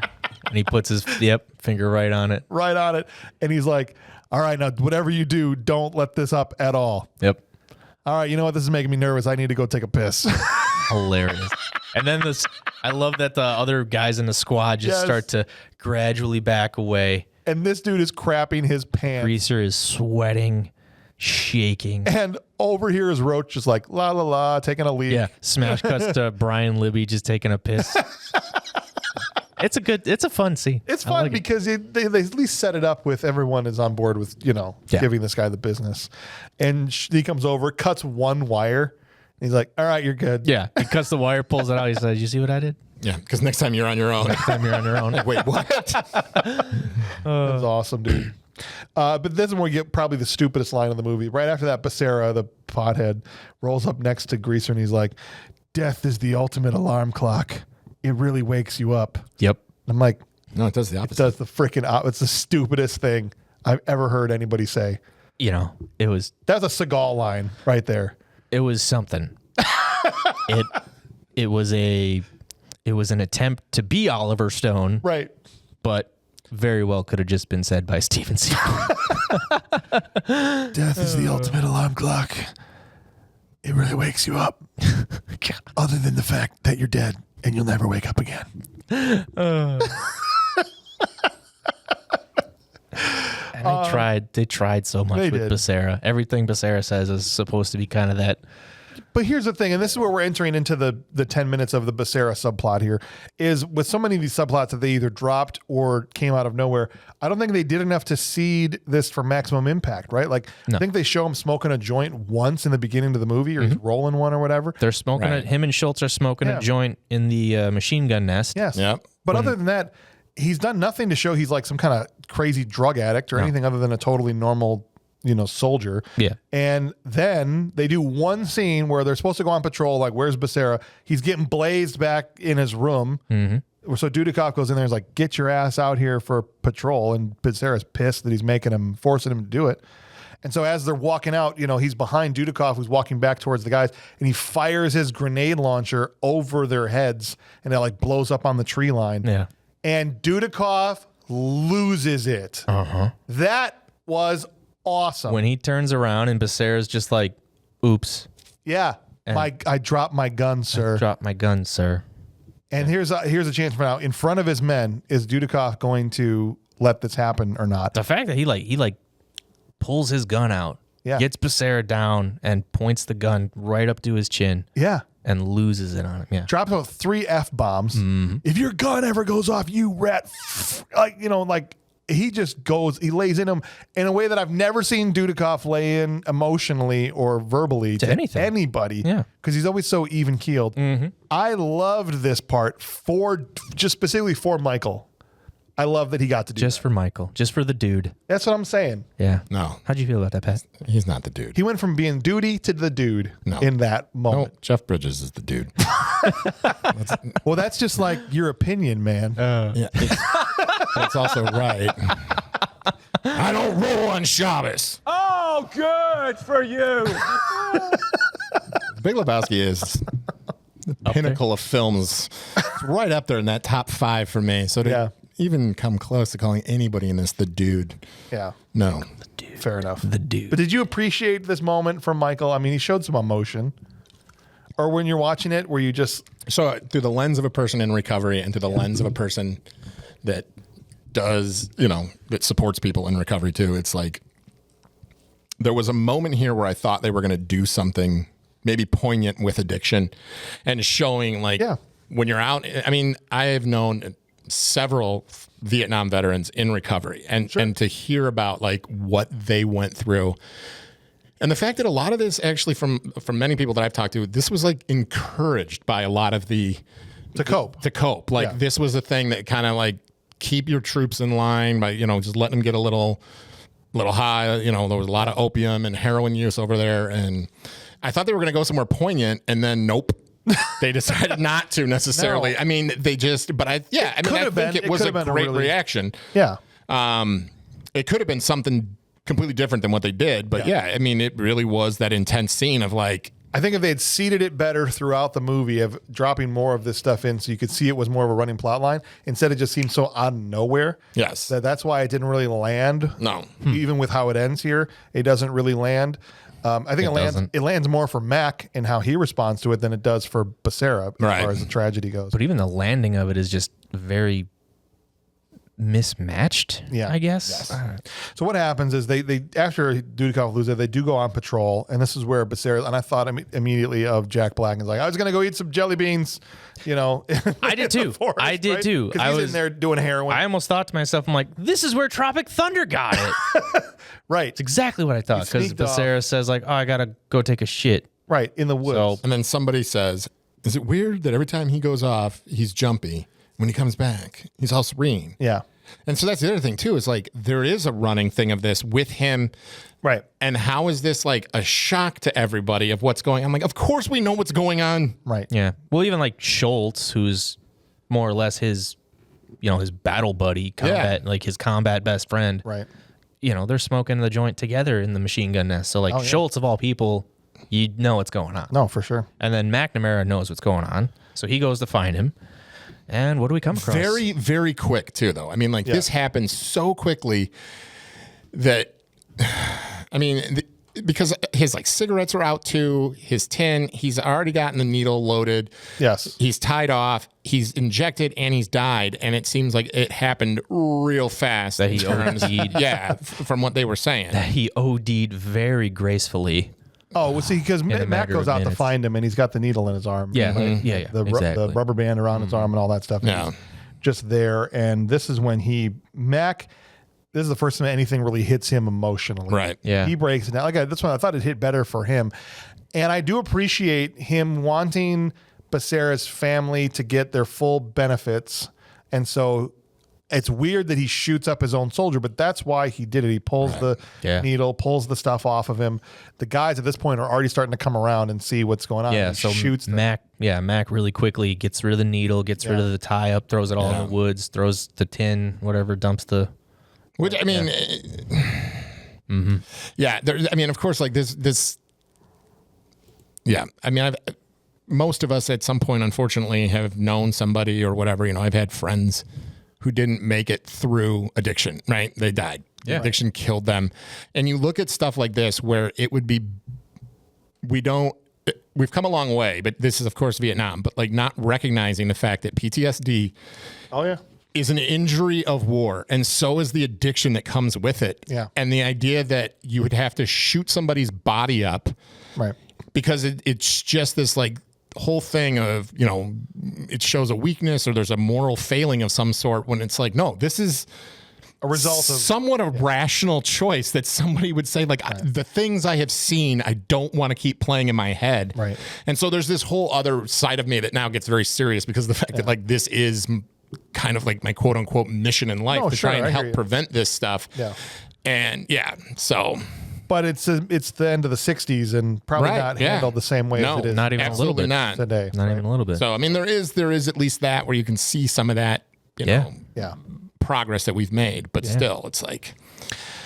Well, back at base at night, Duty is walking around and notices an enemy soldier rigging some explosives at the outpost. So he shoots that guy and lets everybody know, hey, there's going to be an attack right now. The base, like immediately. Like right now. So give everyone to their posts, and they're all lined up, guns out into the darkness, waiting, and they fire these flares.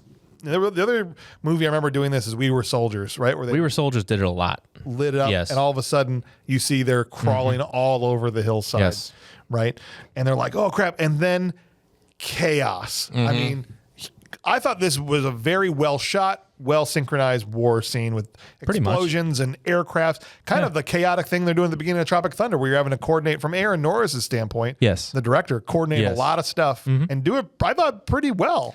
It's a good scene. It's once again very much taken from the ending of Platoon. Yeah. And we've seen it done better in films like We Were Soldiers. Right. I mean, which is way after the fact, because that was 2002. Right. But from the perspective of a canon movie, once again, going back to like, this is a canon film. This is why my expectations were so low. Yeah. Why maybe I'm even praising it more than it deserves, especially if you're kind of compared to Oliver Stone and We Were Soldiers and things like that. Yes. We can't make those comparisons. No. I'm comparing it to Canon's other work, and I'm like, this is amazing. Yes. There Compared was to Cannon's one- other work, it's pretty great. Yeah. There was one thing though that and maybe I'm misremembering it, but I feel like there was one thing that kind of ruined this scene a little bit, because there was a moment after the first helicopters had come through where they radio ahead and say, hey, we're about to light up the hill. And it's like, you already did it.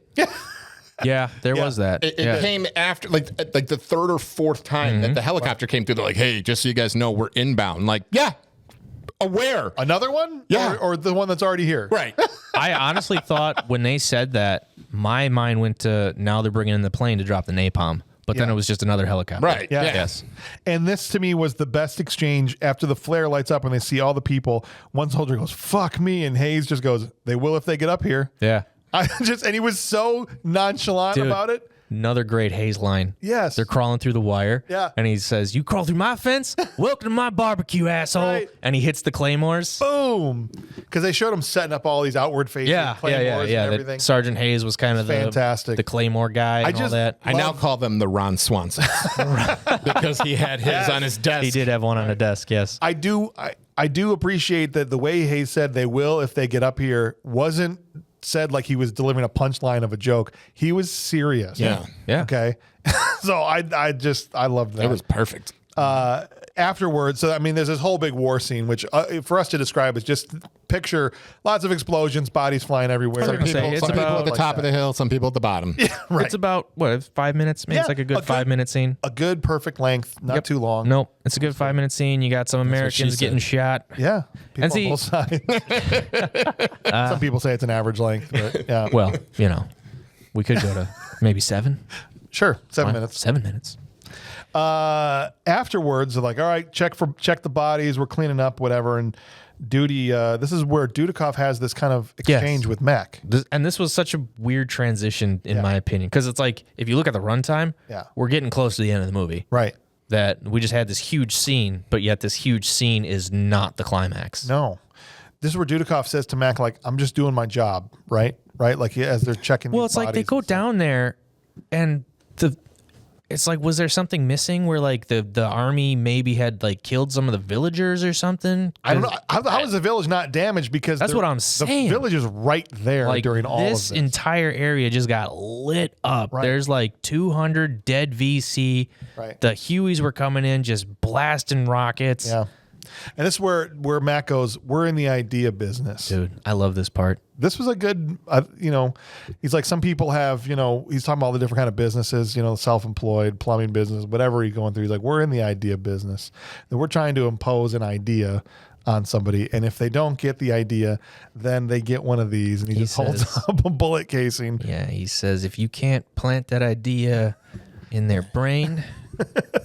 plant one of these in their body. And he holds up a 5.56 round. And yet, every movie I've ever watched, I have learned that if you put the bullet in the body, they will come back and they will kill you. So why are you not putting it in the brain? So as you're putting the idea in the brain, put the bullet. If the idea doesn't go, then don't put it in the body. No, put it in the brain. I mean, we learned in Cabin Fever that you can get a flesh-eating virus.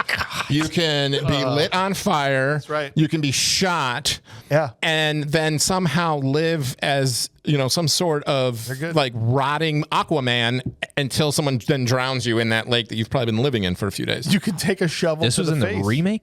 Yeah. Right? You can take a shovel. Did you have to watch that? Oh, yeah. Yeah. Oh, I'm sorry. Did you see it? I will never watch the remake of that movie. Come on, Ryan. I'll tell you right now. No. Good, clean American Here's what I'm going to say. I'm going to say that I have to apologize to you and Kurt. Oh. Because I gave that reaction of like, come on, you guys, bad movie that rules. This is garbage. The more I think about it, the more I'm like, you know what? You guys are not wrong. If I was in a such situation to watch this movie with the guys from here, yes, I might do it again because it is a little bit, the more it sinks in, the more I'm like, dude, that was kind of so bad that it was funny now. But that was what the original was too. If you saw the Eli Roth one, I haven't. I think I'm gonna actually watch it though. But what's so great about this one is that one was meant to be funny. This one was not. They were trying to remove all the comedic elements and do a serious, scary version of it. And it turned out to be more hilarious than the one they tried to be funny with. Oh man. See, I didn't even like Eli. I don't like Cabin Fever. I don't like that movie at all. I just want to know the difference. Like now, like my interest has been piqued to see like, okay, how much different and how much similar was it? I got you. Yeah.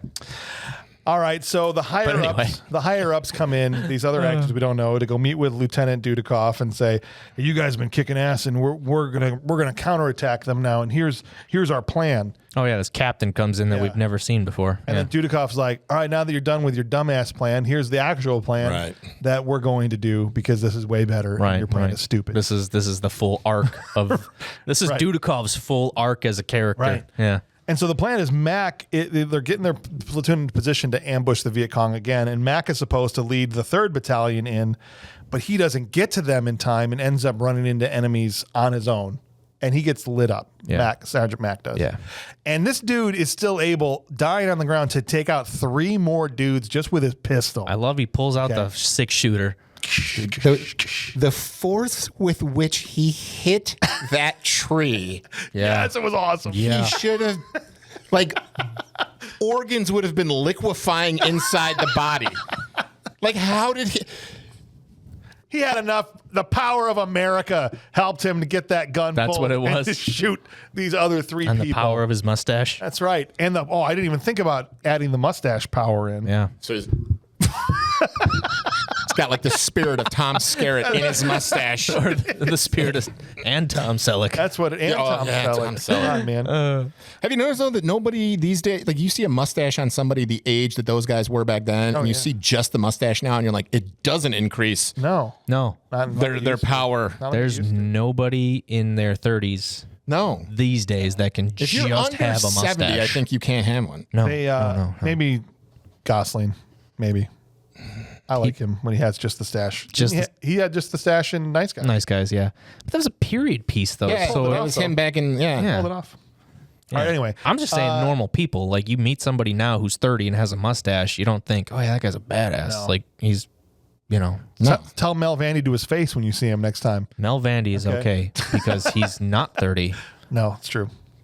All right, And he's been rocking that mustache for 20 years. Dudikoff they battle their way out of the ambush and get to Mac, and they get Mac onto a medevac, and that's actually, I thought, a pretty good shot of them getting him onto the This is I think this is the coolest scene in the movie. Yeah. That they've called for this medevac, and now they're in this swamp marsh. They're sinking, dragging McNamara through this swamp marsh. Yes. Going up chest high. This helicopter's fanning everything everywhere. The helicopter starts drifting away. They're like, "No, where you going?" They're like, "Come on, we gotta get out of here." It's just I thought they were leaving without him. the chaos of this scene is Dudikoff so waved it off at one point. He probably did. He's like, "Get out of here! I'll fix it myself." We're just His handsomeness will heal him like it happened with me. I haven't seen a scene like this in another Vietnam War movie. No, this was good. This was the one scene in this movie that's very specific now to Platoon Leader. That's a very unique Vietnam scene. It's their signature scene. Yes. Yeah. Trying to load McNamara on a medevac in a swamp. After they It was really cool. I agree, and I'm glad you pointed that out. After this, the Viet Cong just start blowing up the huts in this village that they're supposed to protect. Yes. They're just running by, chucking bombs and grenades into the huts. Yeah, the whole thing was a ruse, and now the Viet Cong is in the village that they've been protecting this whole time. Yeah. These poor chickens. Dude. Can we talk about the proximity of these chickens to these explosions? Where was PETA out there? Okay.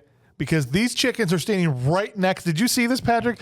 Right next to these huts, and these things are just going up. PETA sucks, by the way, though. No, I understand that, but I mean, who else is gonna? I didn't know who else to say. Yeah, no, PETA's the one that'll round up puppies and then kill them all because they don't believe puppies should be owned. Okay, they're a terrorist organization. All right, so bad example. But where are the people, the animal rights people that are protecting these chickens are getting turned into chicken McNuggets? There was right here. There was yeah. no disclosure at the end that said no animals were harmed. Yeah, it was oddly missing from the credits of this movie. Isn't that weird? Because those chickens were lunch that day. Maybe that's why they didn't film in the U.S. That might be it. There was And those craft services. yes. Those are South African chickens. Because at first I was like, I thought they was just like, did they just reuse the MASH lot? Just go out there and we'll just use this. But no, South Africa. Oh, South Africa. That's a big budget. You would think to have to take your entire cast and crew overseas.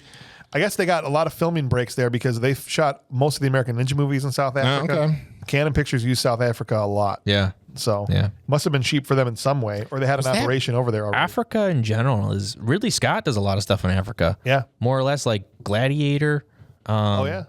Kingdom of Heaven, and Black Hawk Down were all filmed in Morocco. There you go. Yeah. And then there's like movies that take place in Morocco that aren't filmed in Morocco. There's some mortar fire into the village, and this is where Dudikoff catches more flack to his grill again. And he's got to run around with a bandage. Like somebody gives him a The big way bandage. that this is filmed is so just, I don't even get it. He runs behind a hut. There's an explosion, and then he comes. That was his stunt double running behind the hut, and then it's Dudikoff That's exactly what it stumbling out. Oh, we've been blown up. It's the stunt. I think it's exactly what I thought.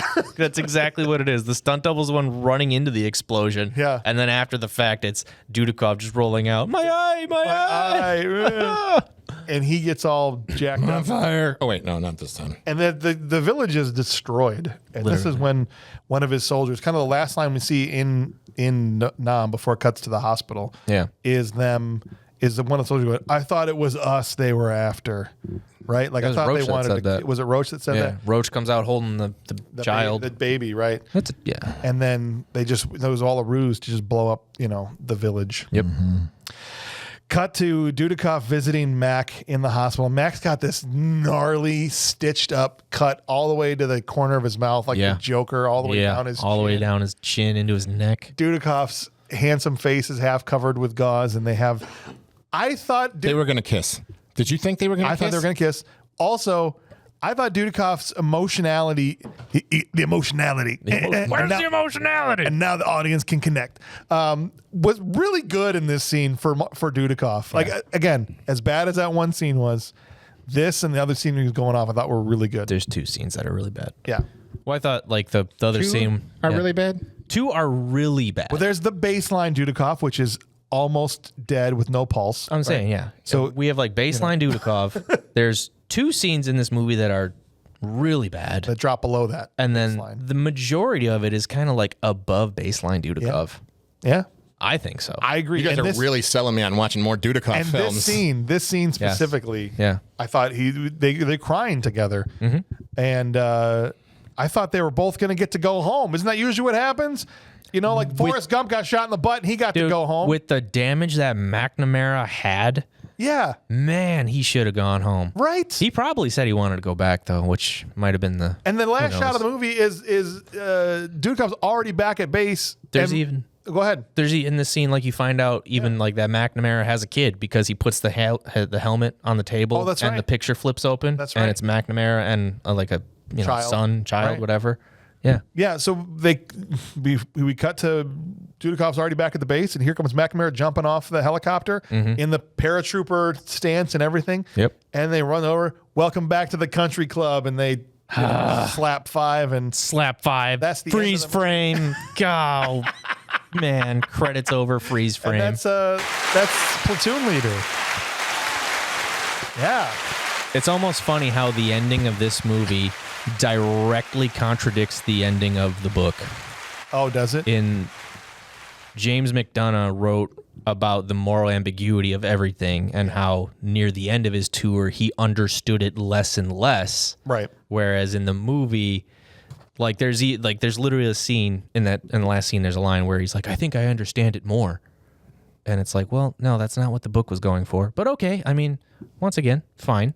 People don't really necessarily love the moral conversations in certain types of movies, either. And it's just like, just big booms and blood. Yep. And that's kind of where we are. Yeah. Well, that's kind of like, yes, because it's a canon picture. So instead of getting into all the in-depth moral stuff that like something like Oliver Stone's Platoon does, why talk about all that when we can just have Dudikoff kill some VC? Speaking of, explosions and bombs and things killing VC, what if Arnold Schwarzenegger had been in this movie? Could you imagine? As pick a character. But you got to keep. I want a Dudikoff Arnie team up movie, so I don't want to replace Dudikoff with Arnie. So it would have had to have been Sergeant Roach. Sergeant Roach, right? listen here. It's good. It's so good. We go over there, we kill some of the guys, and they come over, and then they kill some of our guys, and then we go to sleep, and we eat some food. Okay, and then we go back, and it's good. And we do it again, and some days, maybe we don't know, maybe we die, maybe we stay alive, but it's going to be fun. Let's go. It'd be awesome. I don't want to do that to Brian Libby. Make him Parker. Make him Parker, Yeah. the radio operator. Yes. Yes. I'm dying. Because it would be funny to see him in this subservient kind of nerdy role, but he's bigger than everybody else, and Parker, just get your ass over here. I can't. it would just It'd be hilarious. him sneaking back all the stuff right outside. What are you looking at? It's not me. I didn't do it. Who stole the Although I think a stoned Arnold as Basera would be kind of funny too. Man. Oops, my gun, I dropped it. Yeah, and then Dudikoff tries to come over and Grab him, breaks his hand. He's like, ow! oh, Man. I'm going to eat your gun. that's right. Rebecca Conkey back again playing with us, and she says, of course, Arnold make it better. He could play the radio operator Parker. Look at that. Look at this. Look at that. Just for the one scene where everyone is returning his stuff and he's the one that gets caught and is all shy, that would be hilarious. Listen, I know it looks bad, okay? I know it looks like I took your stuff, but somebody else put your sleeping bag here. I'm just making sure they gave it back. Be awesome. Ryan Morency playing, and he says, look, the scenes where they're hiding in the grass from the passing VC, all 40 plus of them are Arnold. Okay. Just the VC. Arnold plays the VC. Same outfits, just all Arnold, as you can hear them randomly spouting his one-liners as they pass by. That scene would have gone from tense to absolutely terrifying. Just all these, hut, hut, hut, hasta la vista, baby, you're fired. The guy runs by, get your ass to Mars. It'd be hilarious. Yes. Your luggage.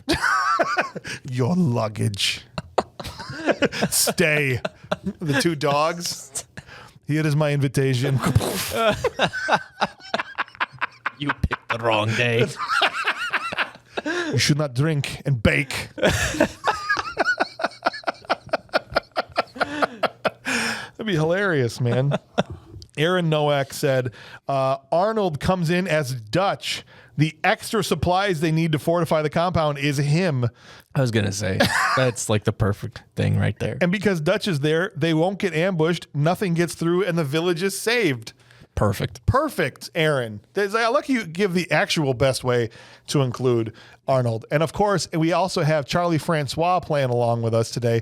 And he goes, look, yes, Arnold make it better. None of the actors were Academy Award material, to say the least. Arnold would have stuck out of that platoon like Misfits. See, That platoon would have stuck out that platoon Arnold would have Misfits. stuck out of that platoon of Misfits. Am I saying that wrong? It's No. a weird sentence. Platoon of Misfits. The platoon of Misfits. The platoon of Like platoon the Isle of Misfits. Misfit toys. Arnold would have stuck out of that platoon of Misfits like a sore thumb. Ripped, but Sore nonetheless. it's not that small. That's what she said. Yes, thank you. See, I got this late, so I wasn't able to print Yeah, we're reading from the prompter from right the prompter now. here. Yeah. It's not Yeah. easy. Okay. All right. He goes, if anything, I think Major should have sent in Arnold instead of that chopper single-handedly defeating the Viet Cong. He's like, we need air support. Just would have been the air thing pulls up and Arnold jumps off. Machine guns blazing while toting a shit-eating grin all the way. Yeah, I like these ideas of just calling in Arnold as Dutch or just as reinforcement. Or like when McNamara eats it, when they're like, we need a medevac. Right. And then Arnold just appears and says, get him to the chopper. Get him to the chopper. Perfect. I think it's clear that Arnold would have made this an incredible movie. Yes. He would have made this That's he all would it have has to made be. this incredible Not incredible. movie. He would have made this incredible movie more incredible. Look at that. All right. What do you say we start giving out some awards, you guys? Sure. Yeah. All right. We're going to start with the first award we give out. The award we give to the person who maybe they were the best actor, maybe they weren't. It's not about that. It's about who gave the most intense performance. We named this after Will Patton. You want a war? I'll give you a I don't want them to gain another yard. You blitz all night. And if they cross the line of scrimmage, I'm gonna take every last one of you out. You make sure they remember forever the night they played the Titans. What are you doing with a gun in space? All right, here we go. Will Patton Award. Ryan, we're going to start with you down there, man. Easily Brian Libby. Easily Brian Libby as Sergeant Roach. Interesting. And it's in the sense of, I thought he was the most intense character. I thought he was the most intense performance. Yeah. And in a weird way, it's like, I love Brian Libby as the role. Yeah. But man, if Will Patton played Sergeant Roach at this time in his career, I would have been all over. Oh, how about that? Yeah. Right? I mean, great. You know, Patton, he didn't really break through until probably like the 90s. mid-90s. Yeah, 90s. But yeah, if we had He was doing stuff in the 80s, but yes, he was. Yeah. Mm-hmm. He was doing stuff as early. I think his first credit is like 83 or something like that. But man, to see Will Patton as Sergeant Roach, let's go. Let's do it. Rebecca Conkey also went Brian Libby as Sergeant Roach, but we have Ryan here. He actually went with Robert F. Lyons for Sergeant McNamara. That's fair too. Which is the two I was kind of going back and forth between.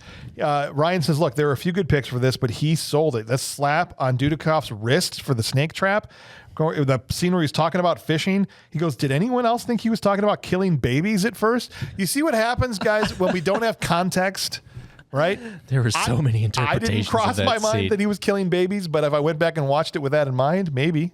It might explain what happened to that baby. Okay. There you go. Maybe Trout is just like what they call babies. He also says when he finally cracked when DiLorenzo killed himself, he sold it, looked broken, and did his best to pull together before the rest found him. And I can only assume he was trying to ensure DiLorenzo's family received his final benefits, as if anyone would have challenged him, the enemy got him. So that's so far we got 2 votes for Libby and 1 vote for Mac as we go over to Patrick here. Who you got? In a cast where it felt like everybody was trying to out-Patton each other. right. Almost. I think Libby does, just because I think the character itself was also written, I think, more intensely than anybody else, and the lines were more intense. But he still has to deliver. Yes, and he did. Yeah. But I still think everybody was trying to be as intense as they possibly could. And so it's one of those where if there's that the cop-out answer of like the entire cast. But if I'm planting my flag, Brian Libby. All right. Fair enough. And Aaron Nowak says Robert F. Lyons as Sergeant Michael McNamara. Boy. I love Dudikoff's performance in this movie, but Lyons went hard. He carries it through some of the roughest scenes and keeps you interested in the story till the end. I will say that as bored as I got in Patches, I never got bored with Mac or Libby. And there were times where I think he saved me from being like looking at my watch to being like, when is this movie going to be over? Yeah. I thought Mac was great. That said, I am also going Brian Libby as Roach, although I did kind of go back and forth between the two of them. They're clearly the 2 best performances to me in the movie. But Brian, man, from the sneer on the chopper in the beginning where he's like, good, it's good. It's good. To the battle of the stashes. Mopping up the guys with the shotgun. Yeah. Even when he's got the spoon in his helmet the whole time. But he says, I can't even remember what the line is. When he crack open a baby skull and eat the brain. Okie dokie. He just said Tender. He says like some welcome to the Nam. That's right. That sounds like a poem. And just like the squad kind of laughs at him, but like he just like deadpans it, but 100% sells it. For sure. Yeah. You know. And Charlie Francois also went Brian Libby as Sergeant Roach. He says that monologue in the chopper at the beginning was one of the high points of the movie. Add to that the scene with the journalist and the severed ear, the mine disarming scene. Yes, that was fantastic too. Libby was given pretty much every opportunity to let the whole movie stray away from the cliche and into the unexpected for a minute, and he gave those all he got. He did. And the excellent, very well put from Charlie, as always. That means that Brian Libby is going to win I almost said the Dudikoff, the Will Patton Award for intensity. And I think he probably, I don't remember, but he probably won for Silent Rage too. So that might be Brian Libby's second. He's 2 for 2. He's got to be the only 2-time Patton winner, huh? I mean, maybe no, because I think Michael Gross went for multiple Tremors movies, but he's batting 1,000, whereas Michael Gross did not win in Cool as Ice, so he's had a movie. So far, every Brian Libby movie we've done, he's won. Libby's come out on top. I don't count the uncredited role as a bus driver in Winners Take All. Yeah. Personally. So let's move on to probably the most coveted award that we give out on our show, the formerly named Dudikoff Trash Can, now aptly named Steven Seagal Trash Can Full of Dirt Award. Trash can, oh trash can, it's a trash can full of dirt, yeah. Love never dies, and neither do they. Love is eternal, and that's a long time. Death is an alarm clock. Really wakes you up. I wonder if he was like the helicopter specialist for this movie, like a helicopter consultant. I don't know. Except my alarm clock. I wake my alarm clock up. Right. All right, so Rebecca Conkey kicking us off here went with Dean Ferrandini, the medic that showed up to be like, he's dead, sir. You know what? That's not bad at all. Oh, Not bad at all. I know. It's pretty close. Farrell, who you got over there? I mean, I'm gonna go like it's a good point. He just didn't have enough. Right. Like it could have been a trash can full of dirt that just came in for this It's almost one like they were scene. like, oh, wait a minute. We need a medic. Hey, get one of the EMTs that are on standby to come in here and do like, what am I doing? Like, you're going to pretend now. Like, this man's dead. this sir. man's dead, sir. Am I done? Shoot him in the next scene, please. Yeah. Will you kill my character now, please? I'm My kind of SAG card, though, at least. so like the guy that played the major, William Smith. Yeah. Like he doesn't come across as this hard major. No. For me, it's just very much of a, the script by the numbers. Right. He's coming in, he's doing these scenes of like, you got to keep your men safe and your men will take care of you. And, the whole country is a battlefield. Yeah. And it's like, Didn't do it for you. no, I thought William Smith was terrible as the major, but then I also didn't like the guy that played Greaser. Oh, yeah. 'Cause- O'Connor or whatever. Yeah. But once again, that's another subplot where they introduce this guy who more or less sucks, and then And we never see him again. they have the one scene with the mine. Yeah. And then does he die in the next battle? Does he We don't know. go away? Yeah. There's never any characterization there, so I think I'm going with William Smith for Major Flynn. All right, fair enough. Ryan said, the other Ryan, not you, you just said something else, but Ryan Morrissey said, look, while the traveling journalist could have been a tape recorder they shipped around, this one is going to Michael DiLorenzo. Yeah. As the overall tone of the movie got darker, he constantly just pops into scenes to give a big city street tough one-liner as he smirks and walks away. His death was tragic, but he really could have been replaced by a trash can with an authority problem and his lines written in Post-it notes on it. And not a lot of love for William T. Santiago in here, unfortunately. You did the whole name. Private First Class, William T. That's right. Yeah. What is Or the Jessup? P, it might What be is, William P. I don't know. I don't remember. what does he say? Who the is Private Santiago? Or- As Nicholson puts the letter down, right? yeah. We're going to train the lad. All right. Patrick, who is your trash can nominee? So, not unlike the Will Patton Award, everybody could have qualified for this as well. But I'm going to plant my flag with Dudikoff. You're going to... Whoa! No! No. Yeah. I mean, you can't. Ah. He sucked. They all sucked. What are you going to give him? I can't find it. Darn. It's like you. It's just because you haven't seen any other Dudikoff movies. I don't care. That's why you would think this was a great performance if you saw his other stuff. That's not a good sign, no. But again, it's kind of like everybody is tied, Yeah. and I just got to pick somebody. Yeah. All right. And because he was supposed to be the one that was like kind of the main central character, He was supposed to be the platoon leader. right? He had finally... He therefore has to carry a higher level than everybody else. So it's like the head coach. If they lose, it's your fault. Yeah. Yeah. Fire Ollie Marmol for Cardinals. Get your stuff together. He needs to go. Joe Girardi is out there. Dudikoff finally escapes this trash can. Yadier Molina. You're trying to stuff him back into it. Look, I'm sure he's a nice guy. I remember sitting there thinking, I was like, you know what? I bet this is a guy that is nice to his mom. I think he would be a guy that I would like to have as a friend. Probably. Right? But it's kind of like, I never should have been a salesperson at Chase, but there I was. There you were. And fortunately, we became really good friends. It worked out. And all of that. But I know that I shouldn't be in sales. Really shouldn't have been you, though. No business there. No. Absolutely none, especially because of the fact that I hated the entire banking and financial institution and would constantly just sit there and be like, no, you're right. My boss wants me to sell you something that you can't afford. So I'm going to give you the pitch. Always a good tactic. Yeah. You want to sell somebody something. Aaron Nowak went with Jesse Dabson as Parker, the radio operator. How dare you? They kill him off and replace him halfway through the movie with Duffy because they know he was trash.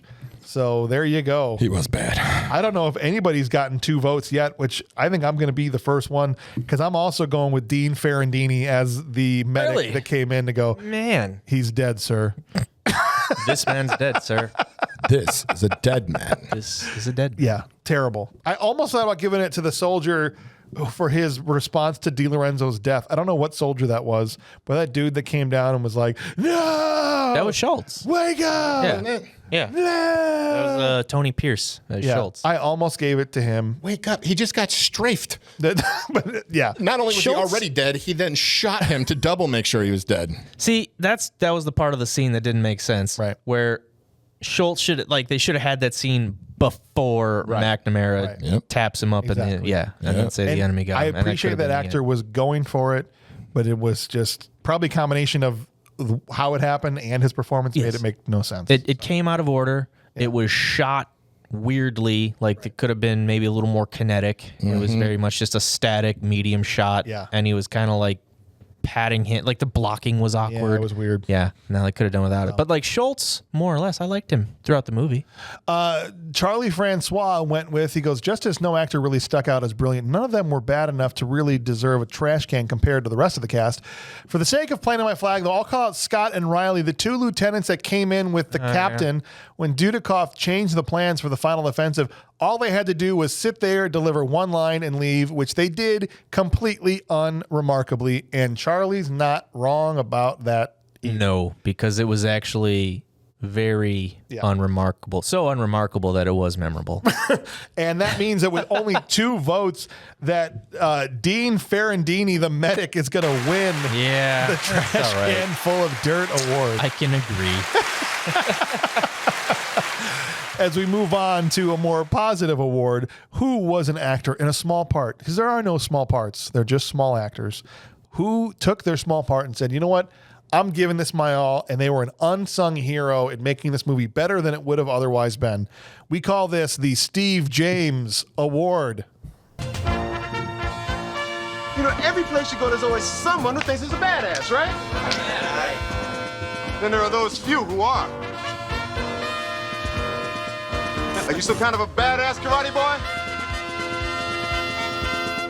I wish Steve James had been in this movie just to team him back up with Dudikoff. I know they did a few other ones together. Rebecca Conkey went with Rick Fitz as Sergeant Robert Hayes. The emotional, the more soft-spoken. It seemed like the war was really affecting him, but he did his duty. Yeah. I liked his performance. How about you? Who's your nominee? So I thought to myself, and I know it has to go to a smaller actor. Yeah. But I almost want to say that the unsung hero, I almost want to say it's Dudikoff. Yeah. In the sense of he actually gets to show that he can act a little bit. Yeah. I agree. But no, Rick Fitz as Sergeant Robert Hayes, once again, great character. Yeah. From his first scene of, you kind of get this cutaway of him just writing a letter, and just the way he laughs at McNamara is great. His, like when I know we skipped over the scene, but when we find the dead chick, and he's kind of like crying over it, and McNamara's like, what are you? And he's like, I'm fucking airborne. Yeah. And like just the way he says that, it's really cool. And like, yes, his one-liner of like, you come through my fence, welcome to my barbecue. Like, I love it. Right. Yeah. Rick Fitz all the way. All right. Ryan Morrissey said, look, this was incredibly tough between Parker and Rick Fitz. I'm going to plant my flag for Rick, if only for his response to the F me line that he casually spouts, they will when they get up here. That too. Yeah. His ghosts of what he's done in war haunt him. I'd love to see how his tour of duty had brought him to this point. I'm not a war movie guy, but I would watch that movie. So that's so far 3 votes for Rick Fitz as Sergeant Hayes. Who you got, Patrick? I'm going to go Jesse Dabson as Parker. Oh, you're going to give some love for Parker. Yeah. I love it, man. I like Parker too. He brought a little bit of comedy. Yeah. You know, It was a tropey character, but I think it was still enjoyable. it was one of the times where you were laughing with, as opposed to laughing at. I expect that. Right. Except for the intestines laying out and him just going like, oh, Ooh, my butthole. oh. Aaron, That's where the prostate is. I looked down. Yeah, like a kid getting a vaccine. Aaron Nowak said, Brian Libby as Sergeant Roach. Now I understand the backstory to John Kirby. So we're just going to go ahead and say this is why John Kirby went crazy when he went back to the world and became a serial killer, because he was Sergeant Roach in Because he was Platoon Leader. Because he was in the Nam. That's right, man. It's a prequel to Silent Rage. I love that idea. funny. We're just That's a good one. We're just gonna make that canon. Okay, that's canon. Sorry, canon. We're now saying what's canon. Yeah, that's canon. That's right. Yeah, canon. Guys, I also went with Rick Fitz as Sergeant Hayes. The dude gave an effortless performance. It was real. I believed him. He didn't come across like he was acting as hard as he possibly could. And I thought it was a great performance. And I also would have liked to have seen more of him. A lot of the side characters I really liked. Thought Dudikoff gave a great performance for Dudikoff, but these other 3 guys actually take off the bell curve that we give to Michael, good performances on their own, which was Brian Libby and McNamara and the guy that played Robert Lyons. Yeah, Robert Lyons. Brian Libby, Robert Lyons, and Rick Fitz. Rick Fitz, yeah. More or less like, yes, I would have rather just wanted to see a movie about the 3 platoon sergeants. Let's do it. Yeah. Yeah. And then Charlie Francois came in here and he said, Chuck Norris for sitting this one out, because apparently Chuck was supposed to be the main character of this movie before it ended up going to Dudikoff because he passed on it. All jokes aside, I feel like Jesse Dabson wasn't too bad as Private Parker. There you go, Patrick. He was kind of likable, and that made his death scene dramatic enough that I could believe in the movie for a few minutes. So some love, a couple votes out there for Parker, but ultimately Rick Fitz is going to win the Steve James Unsung Hero Award. There we go. There we go. Guys, it's time to strap on your hiking gear because we are now traveling up BMR Mountain. Okay. Have you guys been here yet for one of our BMR Mountain segments? You have. No. We have a new segment that we have actors that have appeared, when we have actors that have appeared in more than a few BMR movies, we rank their overall performances, and you could call it a Mount Rushmore because we do top 4. What is the peak performance they've had so far on their BMR journey, all the way down to which one is at the bottom of that mountain, and which ones, the ones that aren't in the top 4, are all in the parking lot, stuffed in the trunk somewhere. But we've got the 5th appearance here for Michael Dudikoff. So we're going to do a BMR Mountain ranking. And if you don't feel like you've seen enough of it, you can opt out, and that's totally fine. But for those of us that have, we can at least talk about what we feel about where he ranks. And so the 5 appearances for Dudikoff, there was the uncredited role he had in Air America. There were 3 American Ninja movies, minus the 3rd one that he wasn't in. And there is now Platoon Leader. And so considering his body of work, and now you've only seen 2 of those movies, right? Yeah. So you can at least speak to that. Where would you put his performance in American Ninja compared to Platoon Leader? Leaps and bounds better. American Ninja was leaps and bounds better? No, Platoon Leader. Okay, got it. Yeah, without a doubt. I would say that if we're going based on strictly on performance, Platoon Leader, and it's not close, would be so far, as we have more Dudikoff to do, the peak performance of Michael Dudikoff on BMR. Yes. Yeah. Might even be the peak performance of his career, right? Maybe, without having seen the rest. Without having seen a lot of Dudikoff stuff. But it might never move from the top of this mountain as we go through the rest of his movies. I can't wait. I would say American Ninja 1 would be 4th. That was just his work. It was the first one and the most popular, but it was the worst performance. I'd put that at number 4. And then I actually like American Ninja 4 better than American Ninja 2, because that's the one Really? where Dudikoff's like staring at the ducks out on the dock there, and he's trying to teach a bunch of African kids how to spell environment, and it's just ridiculous. And it seemed like the one he was having the most fun in personally. Yeah. He fights some sky ninja. Yeah. He just drops out of the clouds onto his car. I mean, makes a Mad Max sword. I mean, he does all kinds of cool stuff in that. And he kills a door ninja and steals his yellow suit and walks out in front of everybody, and he's just totally invisible. There's so much good stuff. I'm going to go, for me, Platoon Leader, American Ninja 4, American Ninja 2, and then American Ninja 1. Wow. So in backwards order of those movies as they came out. It's probably true, yeah. I might have to watch the rest of these American Ninja movies. Brian Libby has 3 appearances so far, like I said, but we're not enough yet with this bus driver role, not really being much of anything for us to climb the mountain with Brian Libby, but we'll see as we go through more of those. Aaron Nowak did also give us a mountain. He weighed in on the mountain here, and he said at number 4, American Ninja 1, because, I mean, we had Leslie Nielsen's trash can named after this performance for like a year, so that shows you, like how bad that was. But at 3rd, he had American Ninja 4, the worst of the ninja movies for obvious reasons, but a better performance for Dudikoff than the original. Then he had Part 2 at number 2, the best Dudikoff American Ninja, my second favorite of the quintet. He thinks Steve James' American Ninja 3 is the best. But number 1, he says, this is it, Dudikoff's Boathouse. Action and drama in the bleakness of Vietnam, having to stay quiet and only react with the expressionlessness of his face. Chef's kiss. So Aaron and I almost had it. We just flipped the middle two. Yeah. But we at least all agree that the first one is this and the last one is American Ninja 1. Yeah. So nice, guys. Well, we'll see next week if we have anybody that qualifies to climb BMR Mountain. We shall see. We shall see. Guys, it's time to come to a final decision here. And so as we go through, all the stuff we've talked about, we got to ultimately weigh in with what we feel objectively and subjectively about this movie. And we'll start with Rebecca here. Rebecca says, look, I didn't think this movie was terrible. There was this one scene where Parker's dying dead and the medic was super flat when he said, Lieutenant, this man's dead. Man, she's I love it. really focused on that medic. And Michael Dudikoff was underwhelming with his response, but the rest of the movie was okay. So I think she's saying this is a good movie. What? A good movie, full stop? I mean, she doesn't give but she says, I didn't think this movie was terrible. So she's either saying BMR or good movie. That's tough. As we go over to Ryan. I think this is a badly made movie in a lot of respect. The screenplay is very, like we joked about, it really comes off as like this guy wrote one page, the next guy wrote another page, the next guy wrote another page. Yeah. The score, it kind of sucks. It's literally like George Carlson wrote 3 minutes of music that then they just continued to loop over every single scene. Yeah. Like it sounds like the score for Tremors 3. Yeah. So altogether, but yeah, it's not bad. Like I was thinking that when I saw previews for this movie, I was like, oh my God, Dudikoff trying to do a Vietnam War movie. Yeah. And all I thought was like, that's going to be terrible. Yeah. And it wasn't.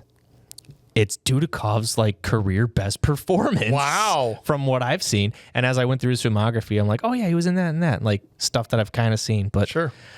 I'm landing on bad movie that does just kind of rule little bit. All right. What were your thoughts on the mise-en-scene of the movie?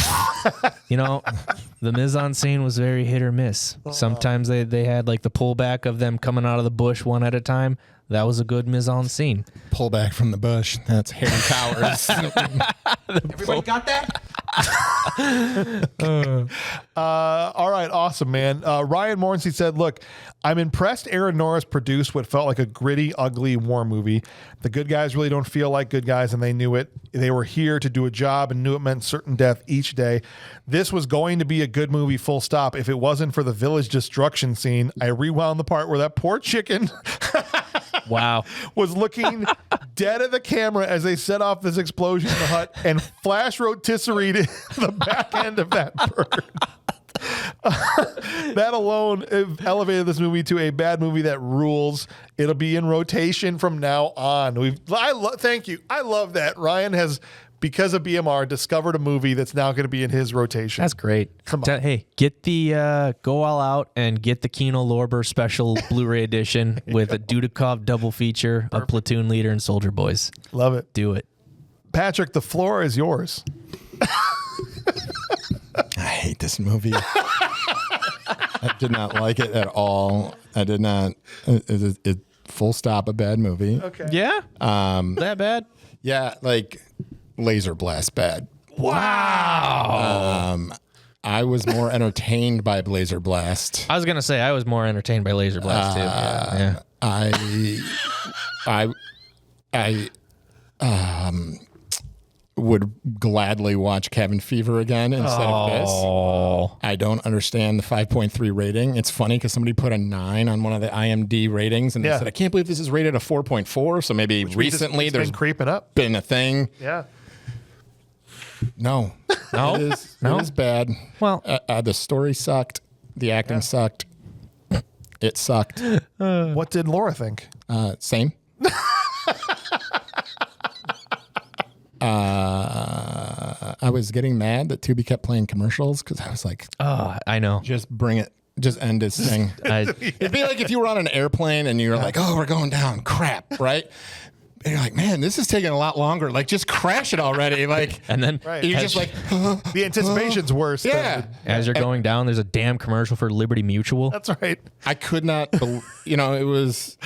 Yeah. Phantom Menace was better. I mean, I'm not sorry. I mean, there was a Star Wars movie that I would rather watch than this. All right. Man, haters gonna hate. This was, no, I don't like it.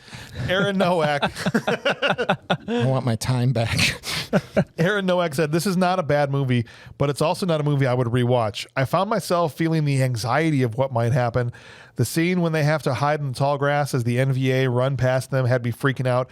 Besides the lack of light in every other scene, it's a well-shot film. The story kept me interested, and I wanted to see Roach and Hayes beat the crap out of people.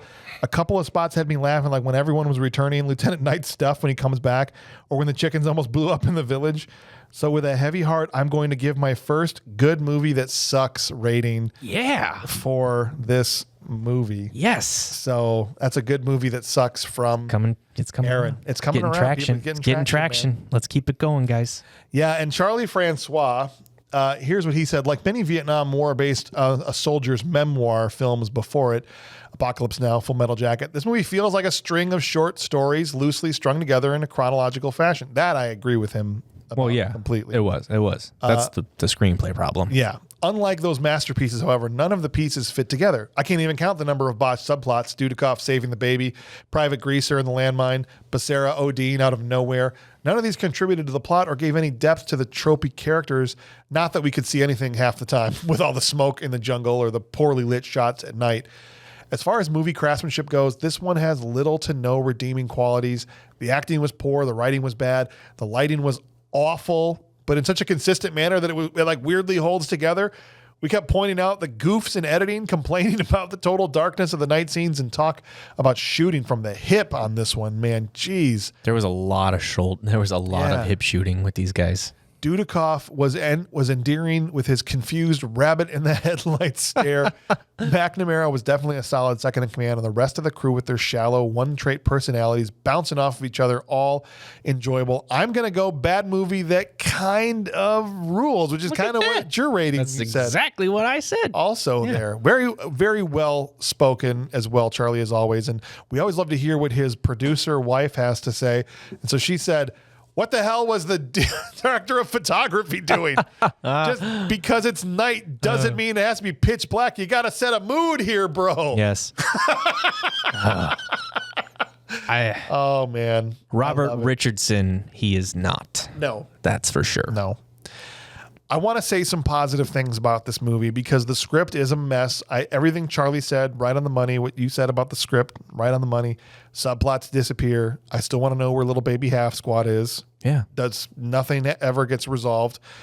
I think the things the movie does really well are a couple of the side characters are done really well. That's just on the acting. The relationship between Lieutenant Knight and McNamara, I think, is a winning part of this movie. And I thought the war stuff was competently shot. That was lit anyway by Aaron Norris. So the battle scenes, of the fight, the action. I know he had just come off doing Missing with Action. I thought he did that really well. I can't say it's objectively good because there's too many problems with the script and some of the performances for me to say that. So I got to say objectively it's a bad movie. I think I enjoyed enough of the performances of some of the side characters and the battle scenes were done well enough that I can also say it kind of rules, that I enjoyed it. But I'm still going to say bad movie full stop. Yes, thank you. Wow. Because I can't ever see myself watching this ever again. No. Yeah. And if I don't want to watch something again, then I don't really like it that much. So I want to give it its flowers. There you go. Because it's deserved in some ways. Some flowers. But this is a bad movie. Bad movie full stop to me. Yeah. Sorry. No, that's fair. Patrick was excited about that. I mean, I would rather watch this again than maybe like Brian De Palma's Casualties of War. Which a movie I saw once and never wanted to see again either. Yes, more or less. I mean, a good movie that you don't want to ever watch again. Right. But sure, compared to Full Metal Jacket, right. Hamburger Hill, which is a completely underrated Vietnam War movie. Oh, yeah, no, for sure. But yeah, I don't think I'd ever watch it again. I don't think I'd ever watch Platoon Leader again. So as we dive into next week, I'm excited to tell you guys that we have a very special guest that's now going to be joining us on a regular basis. And you're our first chance here to meet our special guest.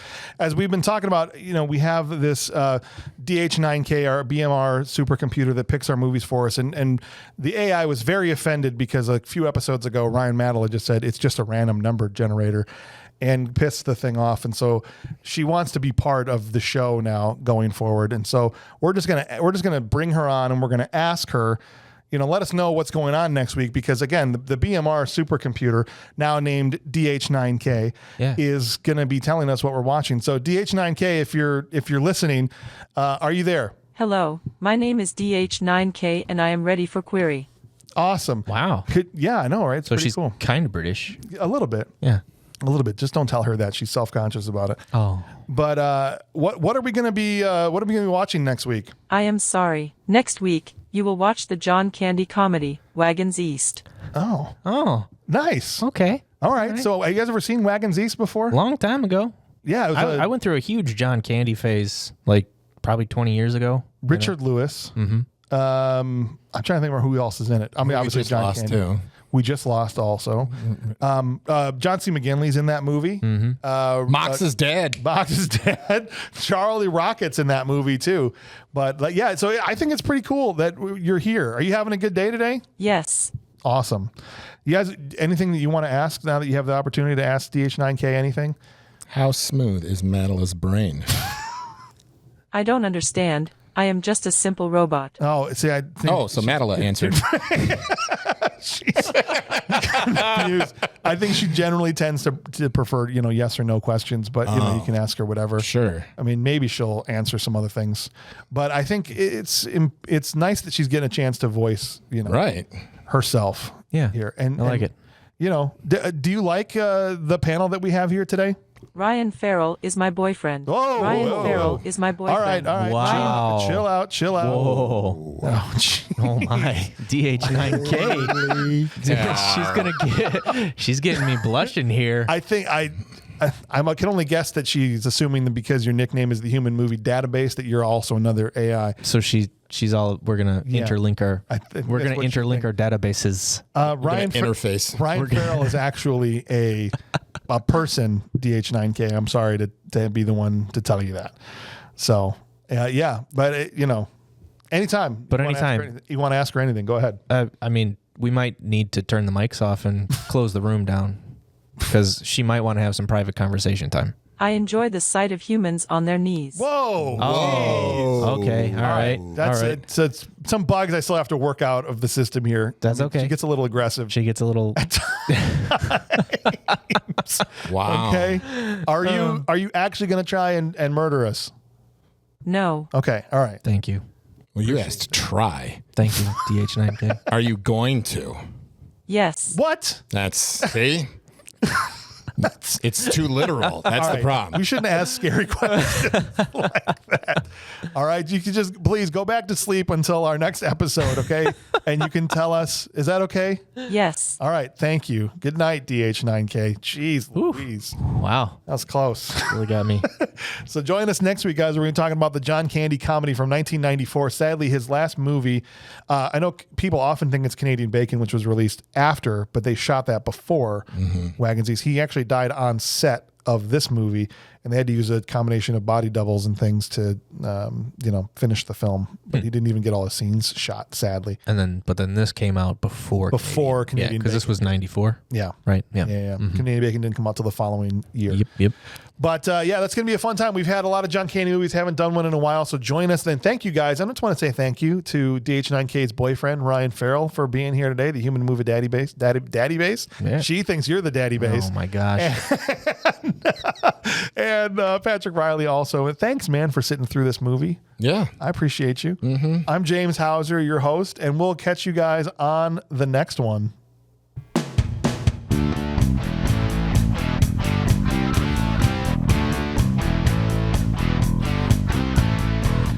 Duty's trucking through the jungle with his troops now. There's a trapdoor. What's in it? Was this a tripwire? Or is a frickin' get my foot off this thing? Check your footing, man. Just look down. Harry Tower, better version. Bow, chicka, bow, wow. There was a shower scene. There with was. 2 men pouring water. It was I almost forgot about bukkake. that. There's actually 2 shower scenes. There's a random naked soldier. Laura said, "Did I just see an ass?" And I was like, "Wait, what?" Yep, man ass right there.